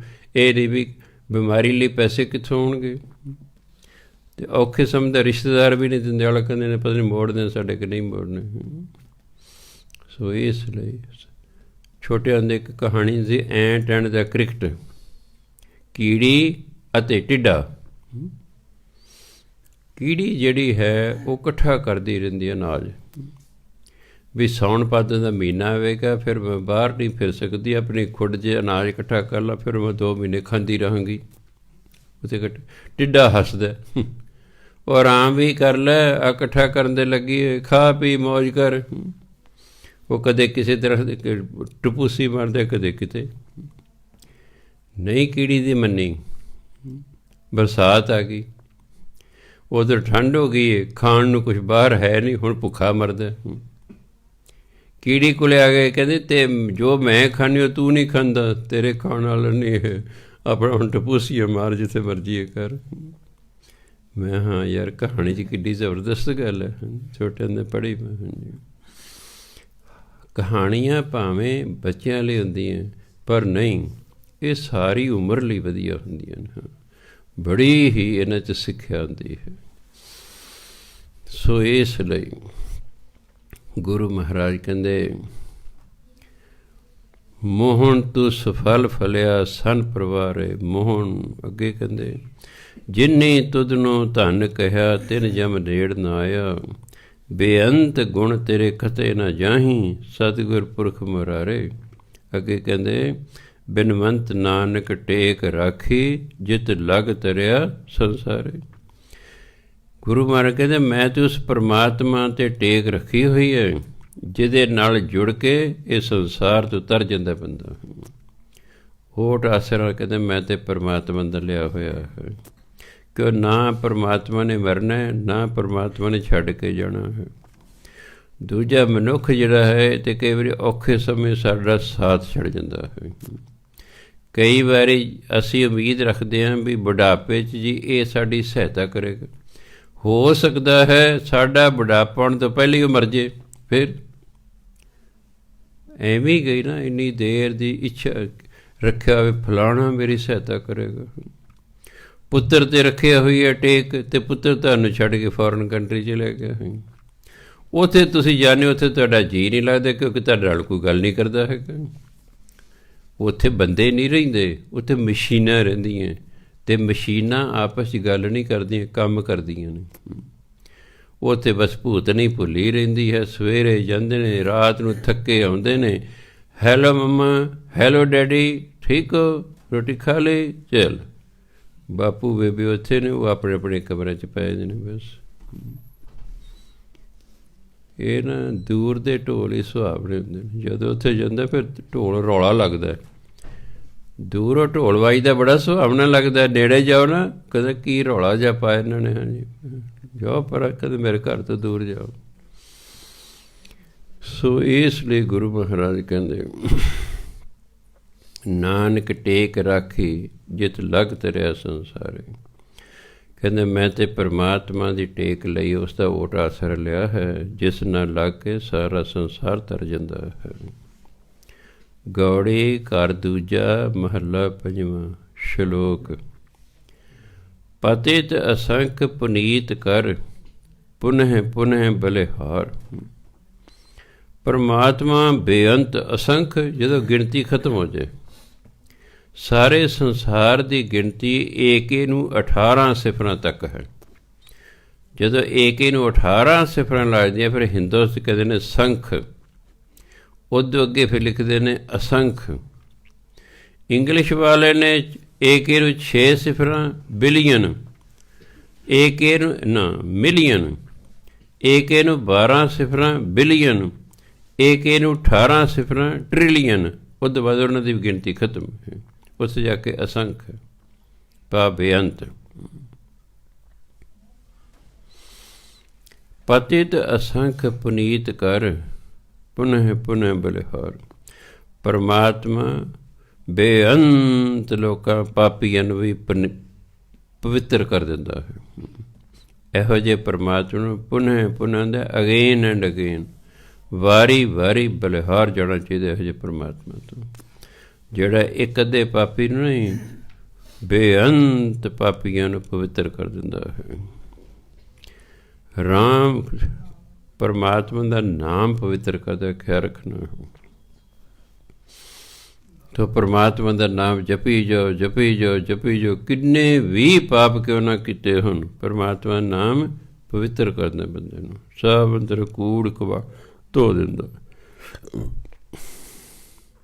ਨਾਨਕ ਰਾਮ ਨਾਮ ਜਪ ਪਾਵ ਕੋ, ਤਿੰਨ ਕਿਲ ਵਿਖ ਦਾਹਨ ਹਾਰ।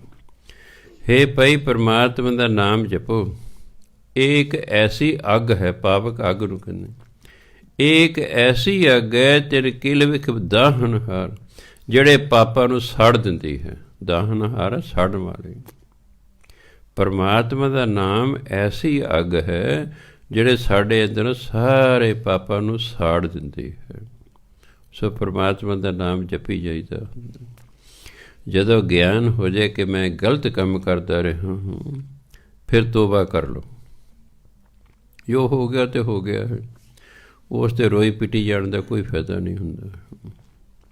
ਜੋ ਡਾਨ ਹੈ ਉਹਨੂੰ ਅਣਡਾਨ ਨਹੀਂ ਕੀਤਾ ਜਾ ਸਕਦਾ। ਹੋ ਗਿਆ ਹੋ ਗਿਆ ਹੈ, ਹੁਣ ਕੀਤਾ ਕੀ ਜਾਵੇ। ਅੱਗੇ ਤੋਂ ਤੋਬਾ ਕਰ ਲਓ, ਸੱਚੇ ਪਾਤਸ਼ਾਹ ਅੱਗੇ ਤੋਂ ਮੈਂ ਨਹੀਂ ਕਰਦਾ। ਜਦੋਂ ਸੱਜਣ ਠੱਗ ਨੇ ਤੋਬਾ ਕਰ ਲਈ ਕਿ ਅੱਗੇ ਤੋਂ ਮੈਂ ਇਸ ਤਰ੍ਹਾਂ ਨਹੀਂ ਕਰਦਾ, ਗੁਰੂਆਂ ਨੇ ਬਖਸ਼ਤਾ, ਭਜਨ ਬੰਦਗੀ ਵਾਲੇ ਪਾਸੇ ਲਾਤਾ। ਕੌਡੇ ਰਾਖਸ਼ ਨੇ ਤੋਬਾ ਕਰ ਲਈ ਵੀ ਅੱਗੇ ਤੋਂ ਬੰਦੇ ਮਾਰ ਮਾਰ ਕੇ ਨਹੀਂ ਖਾਂਦਾ, ਗੁਰੂਆਂ ਨੇ ਨਾਮ ਜਪਾ ਕੇ ਉਹਨੂੰ ਪਵਿੱਤਰ ਕਰਤਾ। ਸੋ ਇਸ ਲਈ ਇਹ ਨਹੀਂ ਸੋਚਣਾ ਚਾਹੀਦਾ ਮੈਂ ਹੁਣ ਬੁੱਢਾ ਹੋ ਗਿਆ ਹਾਂ, ਪਤਾ ਨਹੀਂ ਮੈਨੂੰ ਮਾਫੀ ਮਿਲੇਗੀ ਕਿ ਨਹੀਂ ਮਿਲੇਗੀ। ਨਹੀਂ, ਕਿਸੇ ਉਮਰ 'ਚ ਵੀ ਸੋਝੀ ਆ ਜਾਏ, ਬੁਰਾਈ ਛੱਡ ਕੇ ਪਰਮਾਤਮਾ ਦਾ ਨਾਮ ਜਪਣਾ ਸ਼ੁਰੂ ਕਰ ਦਿਓ।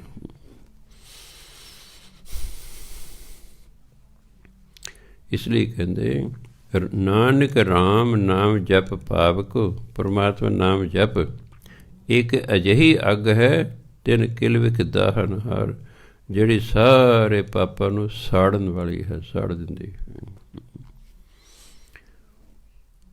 ਪਤਿਤ ਅਸੰਖ ਪੁਨੀਤ ਕਰ, ਪੁਨਹ ਪੁਨਹ ਬਲਿਹਾਰ। ਪਤਿਤ ਅਸੰਖ ਪੁਨੀਤ ਕਰ, ਪੁਨਹ ਪੁਨਹ ਬਲਿਹਾਰ।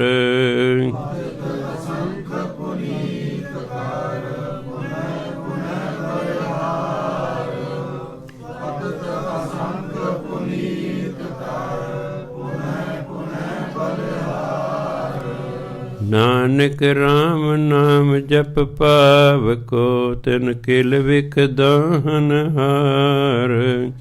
ਨਾਨਕ ਰਾਮ ਨਾਮ ਜਪ ਪਾਵਕੋ, ਤਿਨ ਕਿਲ ਵਿਖ ਦਾਹਨ ਹਾਰ।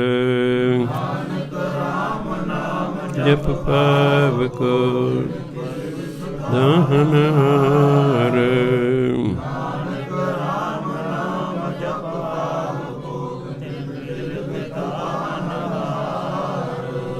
ਅੱਗੇ ਕਹਿੰਦੇ ਜਪ ਮਨਾ ਤੂੰ ਰਾਮ ਨਰਾਇਣ ਗੋਵਿੰਦਾ ਹਰ ਮਾਧੋ। ਨਰਾਇਣ ਵੀ ਉਹੀ ਅਰਥ ਹੈ, ਰਾਮ ਵੀ ਉਹੀ ਅਰਥ ਹੈ, ਗੋਵਿੰਦਾ ਵੀ ਉਹੀ ਹੈ, ਮਾਧੋ ਵੀ ਹੈ, ਪਰਮਾਤਮਾ ਨੂੰ। ਇਹ ਪਰਮਾਤਮਾ ਦੇ ਨਾਮ ਨੇ। ਹੇ ਮਨਾ ਤੂੰ ਪਰਮਾਤਮਾ ਦਾ ਨਾਮ ਜਪ। ਜਪ ਮਨਾ ਤੂੰ ਰਾਮ ਨਰਾਇਣ ਗੋਵਿੰਦਾ ਹਰ ਮਾਧੋ। ਧਿਆਏ ਮਨਾ ਮੁਰਾਰ ਮੁਕੰਦੇ। ਮੁਰਾਰ ਮੁਕੰਦੇ ਪਰਮਾਤਮਾ ਨੂੰ ਕਹਿੰਦੇ ਨੇ। ਮੁਰਾਰ ਹੁੰਦਾ ਦੁਸ਼ਮਣਾਂ ਨੂੰ ਮਾਰਨ ਵਾਲਾ ਮੁਰਾਰੀ। ਮੁਕੰਦੇ ਹੁੰਦਾ ਮੁਕਤੀ ਦੇਣ ਵਾਲਾ ਭਾਵ ਪਰਮਾਤਮਾ। ਹੇ ਮਨਾ ਤੂੰ ਪਰਮਾਤਮਾ ਦਾ ਧਿਆਨ ਧਰ, ਉਹਦਾ ਨਾਮ ਜਪ। ਕਟਿਐ ਕਾਲ ਦੁੱਖ ਫਦ। ਦੁੱਖ ਦੇਣ ਵਾਲੀ ਜਿਹੜੀ ਫਾਹੀ ਹੈ ਨਾ, ਉਹਦੇ ਨਾਲ ਕੀ ਹੈ ਕਿ ਕਾਲ ਦੀ ਫਾਹੀ, ਦੁੱਖ ਦੀ ਫਾਹੀ ਕੱਟੀ ਜਾਏਗੀ। ਜੇ ਤੇਰੇ ਕਾਲ ਦੀ ਫਾਹੀ ਪਈ ਹੋਈ ਹੈ, ਦੁੱਖ ਦੀ ਫਾਹੀ ਪਈ ਹੈ, ਉਹ ਕੱਟੀ ਜਾਏਗੀ। ਦੁੱਖ ਹਰਨ ਦੀਨ ਸ਼ਰਨ ਸ਼੍ਰੀ ਧਰ। ਚਰਨ ਕਮਲ ਆਰਾਧੀਏ।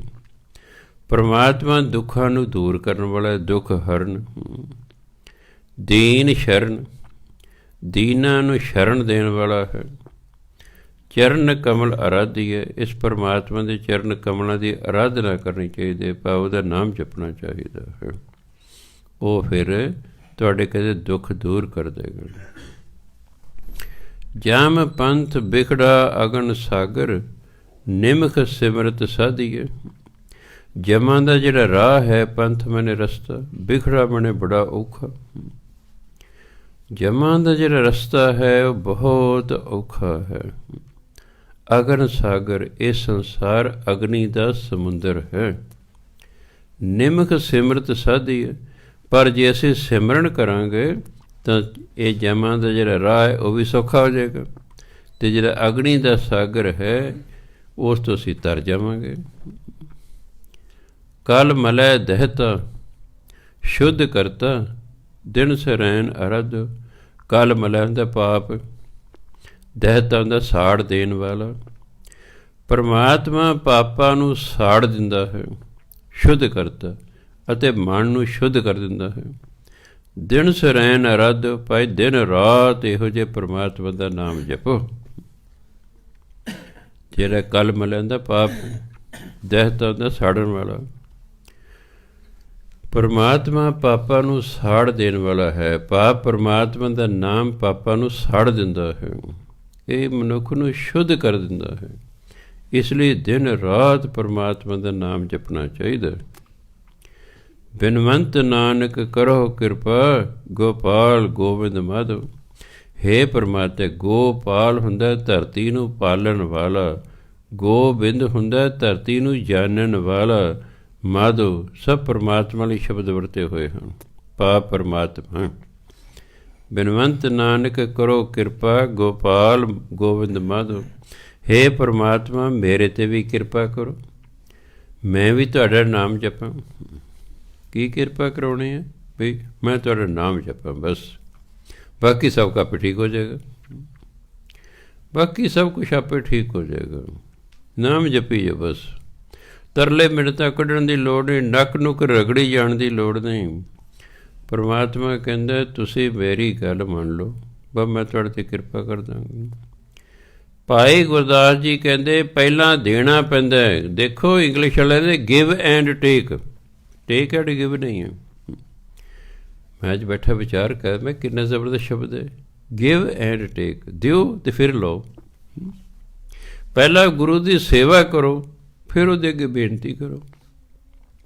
ਅਸੀਂ ਗੁਰੂ ਲਈ ਕੁਛ ਨਹੀਂ ਕਰਦੇ, ਕਹਿੰਦੇ ਸਾਨੂੰ ਆਹ ਦੇ ਦੇ, ਆਹ ਦੇ ਦੇ। ਅਸੀਂ ਮੁੱਢ ਤੋਂ ਹੀ ਕੁੱਥੇ ਹੋਏ ਹਾਂ।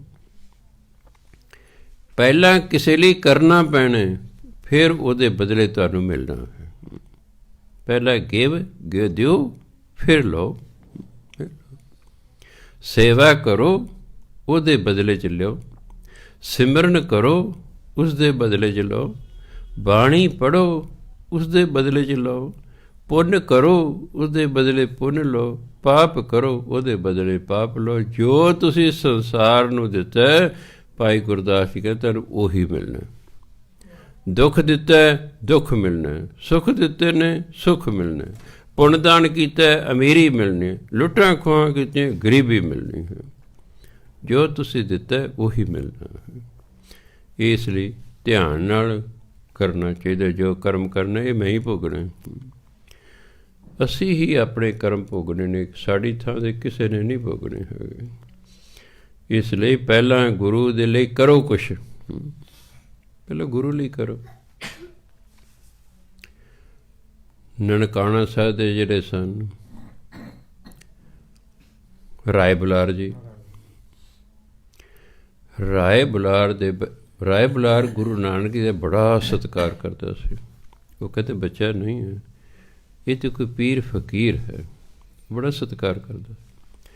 ਗੁਰੂ ਨਾਨਕ ਬਾਰੇ ਜੇ ਕਿਸੇ ਨੂੰ ਗਿਆਨ ਸੀ ਤਾਂ ਉਹਨਾਂ ਦੀ ਇੱਕ ਭੈਣ ਨੂੰ ਸੀ, ਨਾਨਕੀ ਨੂੰ, ਅਤੇ ਇੱਕ ਰਾਏ ਬੁਲਾਰ ਨੂੰ ਸੀ। ਉਹ ਦੋਨੋਂ ਹੀ ਜਾਣਦੇ ਸਨ ਕਿ ਗੁਰੂ ਨਾਨਕ ਜਿਹੜਾ ਹੈ ਕੋਈ ਸਧਾਰਨ ਬਾਲਕ ਨਹੀਂ ਹੈ।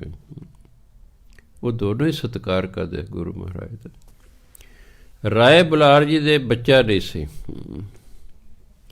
ਗੁਰੂ ਨਾਨਕ ਦੇਵ ਨੂੰ ਬੇਨਤੀ ਕੀਤੀ ਉਹਨਾਂ ਵੀ ਮੈਂ ਹੁਣ ਬੁੱਢਾ ਹੋ ਰਿਹਾ, ਇੰਨੀ ਮੇਰੀ 30,000 ਕਿੱਲਾ ਉਹਦੀ ਆਪਣੀ ਜ਼ਮੀਨ ਸੀ, ਬਾਕੀ ਉਹਨੂੰ ਹਿੱਸਾ ਹੁੰਦਾ ਸੀ, ਰਾਜ ਨੂੰ ਆਏ ਕਰਦੇ ਜ਼ਮੀਨ ਦਾ। ਪੁਰਾਣੇ ਜ਼ਮਾਨੇ 'ਚ ਸਾਰੀ ਜ਼ਮੀਨ ਰਾਜਿਆਂ ਦੇ ਅਧੀਨ ਹੁੰਦੀ ਸੀ, ਉਹਨਾਂ ਤੋਂ ਲੈ ਕੇ ਅੱਗੇ ਵਾਹਿਆ ਕਰਦੇ ਸਨ। ਉਹ ਫਿਰ ਹਿੱਸਾ, ਤੀਜਾ ਹਿੱਸਾ ਜੋ ਵੀ ਰੱਖਿਆ ਹੁੰਦਾ ਸੀ ਉਹ ਰਾਜੇ ਨੂੰ ਜਾਂਦਾ ਰਹਿੰਦਾ ਹੁੰਦਾ ਸੀ। 30,000 ਕਿੱਲਾ ਤੇ ਰਾਏ ਬੁਲਾਰ ਦੀ ਆਪਣੀ ਜ਼ਮੀਨ ਸੀ। ਕਹਿੰਦੇ ਜੀ ਵੀ ਮੈਨੂੰ ਪੁੱਤਰ ਦੀ ਦਾਤ ਚਾਹੀਦੀ। ਗੁਰੂ ਮਹਾਰਾਜ ਕਿਰਪਾ ਕਰਤੇ, ਪੁੱਤਰ ਹੋ ਗਿਆ। ਪੁੱਤਰ ਦੇ ਜਨਮ ਦਿਨ ਮਨਾਉਣ ਅਸੀਂ ਸਾਰੇ ਆਲੇ ਦੁਆਲੇ ਦੇ ਜਿੰਨੇ ਸਨ ਨਵਾਬ ਸਾਰੇ ਸੱਦੇ ਸਨ। ਵੱਡਿਆਂ ਦੇ ਵੱਡਿਆਂ ਨਹੀਂ ਆਉਣਾ ਹੁੰਦਾ, ਸਾਰੇ ਨਵਾਬ ਆਏ। ਰਾਏ ਬੁਲਾਰ ਨੇ ਖੜੇ ਹੋ ਕੇ, ਗੁਰੂ ਨਾਨਕ ਦੇਵ ਜੀ ਉਹਨੇ ਸੱਦੇ ਹੋਏ ਸਨ ਵੀ ਤੁਸੀਂ ਵੀ ਆਉਣਾ ਜੀ। ਰਾਏ ਬੁਲਾਰ ਨੇ ਖੜੇ ਹੋ ਕੇ ਕਿਹਾ ਮੈਂ ਆਪਣੀ ਅੱਧੀ ਜ਼ਮੀਨ 15,000 ਕਿੱਲਾ ਜ਼ਮੀਨ ਨਾਨਕ ਦੇ ਨਾਮ ਕਰਦਾ। ਨਨਕਾਣਾ ਸਾਹਿਬ ਨੂੰ ਜ਼ਮੀਨ 15,000 ਕਿੱਲੇ ਲੱਗੀ ਹੋਈ ਹੈ।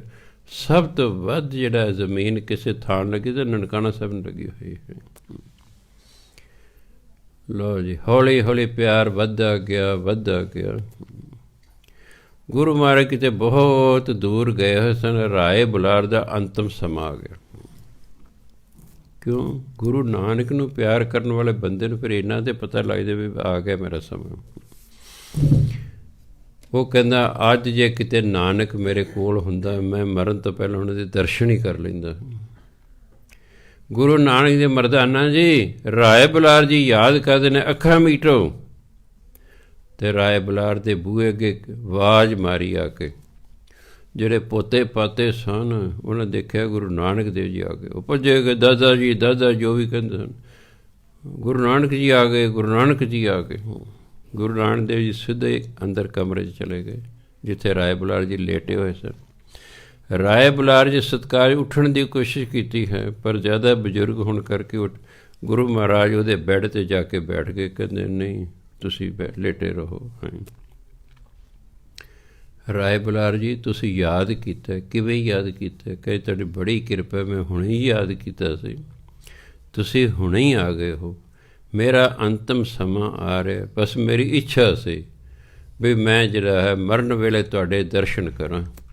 ਅਤੇ ਗੁਰੂ ਮਹਾਰਾਜ ਨੇ ਮੂਲ ਮੰਤਰ ਦਾ ਉਚਾਰਨ ਕੀਤਾ। ਕਹਿੰਦੇ ਰਾਏ ਬੁਲਾਰ ਜੀ ਇਹ ਲੇਟੇ ਲੇਟੇ ਮੂਲ ਮੰਤਰ ਦਾ ਉਚਾਰਨ ਕਰਦੇ ਰਿਹਾ ਕਰੋ, ਤੁਸੀਂ ਸਿੱਧੇ ਸੱਚਖੰਡ ਨੂੰ ਜਾਓਗੇ। ਆਪ ਦੇਖੋ, ਪਹਿਲਾਂ ਰਾਏ ਬੁਲਾਰ ਨੇ ਦਿੱਤਾ, ਫਿਰ ਕਿਰਪਾ ਹੋਈ। ਦੇਣਾ ਪੈਂਦਾ, ਫਿਰ ਕਿਰਪਾ ਹੁੰਦੀ ਹੈ। ਜਦੋਂ ਸਿੱਖ ਗੁਰੂ ਲਈ ਕਰਦਾ, ਫਿਰ ਗੁਰੂ ਵੀ ਆਪਣੇ ਸਿੱਖ ਲਈ ਕਰਦਾ। ਸਵਾਰਥੀ ਨਹੀਂ ਜ਼ਿੰਦਗੀ 'ਚ ਹੋਈਦਾ ਹੁੰਦਾ। ਇੰਗਲਿਸ਼ ਦੇ ਦੋਨੋਂ ਸ਼ਬਦ ਯਾਦ ਰੱਖਣੇ, ਗਿਵ ਐਂਡ ਟੇਕ। ਜਿਵੇਂ ਨਵੇਂ ਪਾਤਸ਼ਾਹ ਕਹਿੰਦੇ ਪੈ ਕਾਹੂ ਕੋ ਦੇਤ ਨਾ ਨਹਿ ਪੈ ਮਾਨਤਾ। ਦੇਖੋ, ਪਹਿਲਾਂ ਕਿ ਕਿਸੇ ਨੂੰ ਡਰਾਉਣਾ ਨਹੀਂ ਅਤੇ ਕਿਸੇ ਤੋਂ ਡਰਨਾ ਵੀ ਨਹੀਂ। ਪਹਿਲਾਂ ਇਹ ਨਹੀਂ ਕਿਹਾ ਕਿਸੇ ਤੋਂ ਡਰਨਾ ਨਹੀਂ ਅਤੇ ਕਿਸੇ ਨੂੰ ਡਰਾਉਣਾ ਨਹੀਂ। ਕਹਿੰਦੇ ਕਿਸੇ ਨੂੰ ਡਰਾਉਣਾ ਨਹੀਂ, ਕਿਸੇ ਤੋਂ ਡਰਨਾ ਨਹੀਂ ਹੈਗਾ। ਸ਼ਬਦਾਵਲੀ ਵੇਖਿਆ ਕਰੋ ਵੀ ਕਿਵੇਂ ਵਰਤੀ ਹੋਈ ਹੈ। ਗਿਵ ਐਂਡ ਟੇਕ ਹੈ। ਦੇਖੋ ਇੰਗਲਿਸ਼ ਵਾਲੇ ਨੇ ਬੜੇ ਜ਼ਬਰਦਸਤ ਸ਼ਬਦ ਉਹਨਾਂ ਦਾ, ਪਹਿਲਾਂ ਦਿਓ ਫਿਰ ਲਓ। ਇਨਵੈਸਟ ਕਰੋ ਤੁਹਾਨੂੰ ਰਿਟਰਨ ਆਏਗੀ, ਤੁਸੀਂ ਇਨਵੈਸਟ ਹੀ ਨਹੀਂ ਕਰ ਤੁਹਾਨੂੰ ਰਿਟਰਨ ਕੀ ਆਵੇਗੀ? ਪਹਿਲਾਂ ਕਰੋ, ਪਹਿਲਾਂ ਦੂਜਿਆਂ ਲਈ ਕਰੋ, ਫਿਰ ਉਹ ਤੁਹਾਡੇ ਲਈ ਕਰਨਗੇ। ਇਹ ਨਹੀਂ ਮੈਂ ਕਹਿੰਦਾ ਕਿ ਸਾਰੇ ਕਰਨਗੇ, ਪਰ ਬਹੁਤ ਕਰਨਗੇ। ਤੁਸੀਂ 100 ਬੰਦੇ ਦਾ ਭਲਾ ਕੀਤਾ, ਮੈਂ ਨਹੀਂ ਕਹਿੰਦਾ 100 ਦਾ 100 ਤੁਹਾਡਾ ਭਲਾ ਕਰੇਗਾ, 90 ਤਾਂ ਜ਼ਰੂਰ ਤੁਹਾਡਾ ਭਲਾ ਕਰਨਗੇ। ਬਾਈਬਲ ਕਹਿੰਦੇ ਡੂ ਗੁੱਡ ਫਾਈਂਡ ਗੁੱਡ, ਕਰ ਭਲਾ ਹੋ ਭਲਾ। ਭਲਾ ਕਰੋਗੇ ਫਿਰ ਭਲਾ ਹੋਵੇਗਾ, ਬੁਰਾ ਕਰਾਂਗੇ ਤੇ ਫਿਰ ਬੁਰਾ ਹੋਵੇਗਾ। ਇਸ ਲਈ ਜੋ ਅਸੀਂ ਸੰਸਾਰ ਨੂੰ ਦੇ ਰਹੇ ਹਾਂ ਉਹੀ ਸਾਨੂੰ ਮਿਲਣਾ ਹੈ। ਗੁਰੂ ਮਹਾਰਾਜ ਕੋਲ ਬੈਠੇ ਸਨ, ਕਹਿੰਦੇ ਭਾਈ ਜਿਹੜਾ ਤੀਰ ਤੁਸੀਂ ਦੂਜੇ ਵੱਲ ਚਲਾ ਰਹੇ ਹੋ ਨਾ, ਉਹੀ ਤੀਰ ਦੂਜੇ ਨੂੰ ਵੱਜ ਕੇ ਫਿਰ ਤੁਹਾਨੂੰ ਆ ਕੇ ਵੱਜਦਾ। ਭਾਵ ਜੋ ਤੁਸੀਂ ਦੂਜੇ ਲਈ ਕਰ ਰਹੇ ਹੋ ਉਹੀ ਤੁਹਾਡੇ ਨਾਲ ਹੋਣਾ, ਉਹੀ ਹੋਣਾ। ਇਸ ਲਈ ਸਤਿਕਾਰਯੋਗ ਸਾਧ ਸੰਗਤ, ਗੁਰੂ ਮਹਾਰਾਜ ਕਹਿੰਦੇ ਨੇ ਭਾਈ ਪਰਮਾਤਮਾ ਦਾ ਨਾਮ ਜਪੋ, ਉਹ ਸਾਰੇ ਦੁੱਖਾਂ ਨੂੰ ਦੂਰ ਕਰਨ ਵਾਲਾ ਹੈ। ਦਿਨ ਰਾਤ ਉਹਦਾ ਨਾਮ ਜਪੋ ਅਤੇ ਕਹਿੰਦੇ ਹੇ ਪਰਮਾਤਮਾ ਮੇਰੇ 'ਤੇ ਕਿਰਪਾ ਕਰੋ, ਮੈਨੂੰ ਵੀ ਨਾਮ ਦੀ ਦਾਤ ਬਖਸ਼ੋ। ਵਾਹਿਗੁਰੂ ਜੀ ਕਾ ਖਾਲਸਾ, ਵਾਹਿਗੁਰੂ ਜੀ ਕੀ ਫਤਿਹ। ਕੱਲ੍ਹ ਵੀ ਸੰਗਤ ਨੂੰ ਕਿਹਾ ਸੀ ਕਿ ਹੁਣ 31 ਮਾਰਚ ਤੱਕ ਸੰਥਿਆ ਨਹੀਂ ਹੋਣੀ। ਪਹਿਲਾਂ ਸੰਥਿਆ ਹੁੰਦੀ 7 ਵਜੇ ਤੱਕ, ਫਿਰ ਹੇਠਾਂ ਉਤਰਦੇ ਸਨ, ਸੰਗਤ ਉੱਪਰ ਚੜ੍ਹਦੀ ਤਾਂ ਸਵਾ 7 ਰੱਖਿਆ ਸੀ। ਹੁਣ ਸੰਥਿਆ ਸਮਾਪਤ ਹੋ ਗਈ ਹੈ। 31 ਮਾਰਚ ਤੱਕ ਕਥਾ ਦਾ ਟਾਈਮ ਰਹੇਗਾ 7 ਵਜੇ ਤੋਂ ਲੈ ਕੇ 8 ਵਜੇ ਤੱਕ। ਸਭ ਨੇ ਯਾਦ ਰੱਖਣਾ। ਵਾਹਿਗੁਰੂ ਜੀ ਕਾ ਖਾਲਸਾ, ਵਾਹਿਗੁਰੂ ਜੀ ਕੀ ਫਤਿਹ।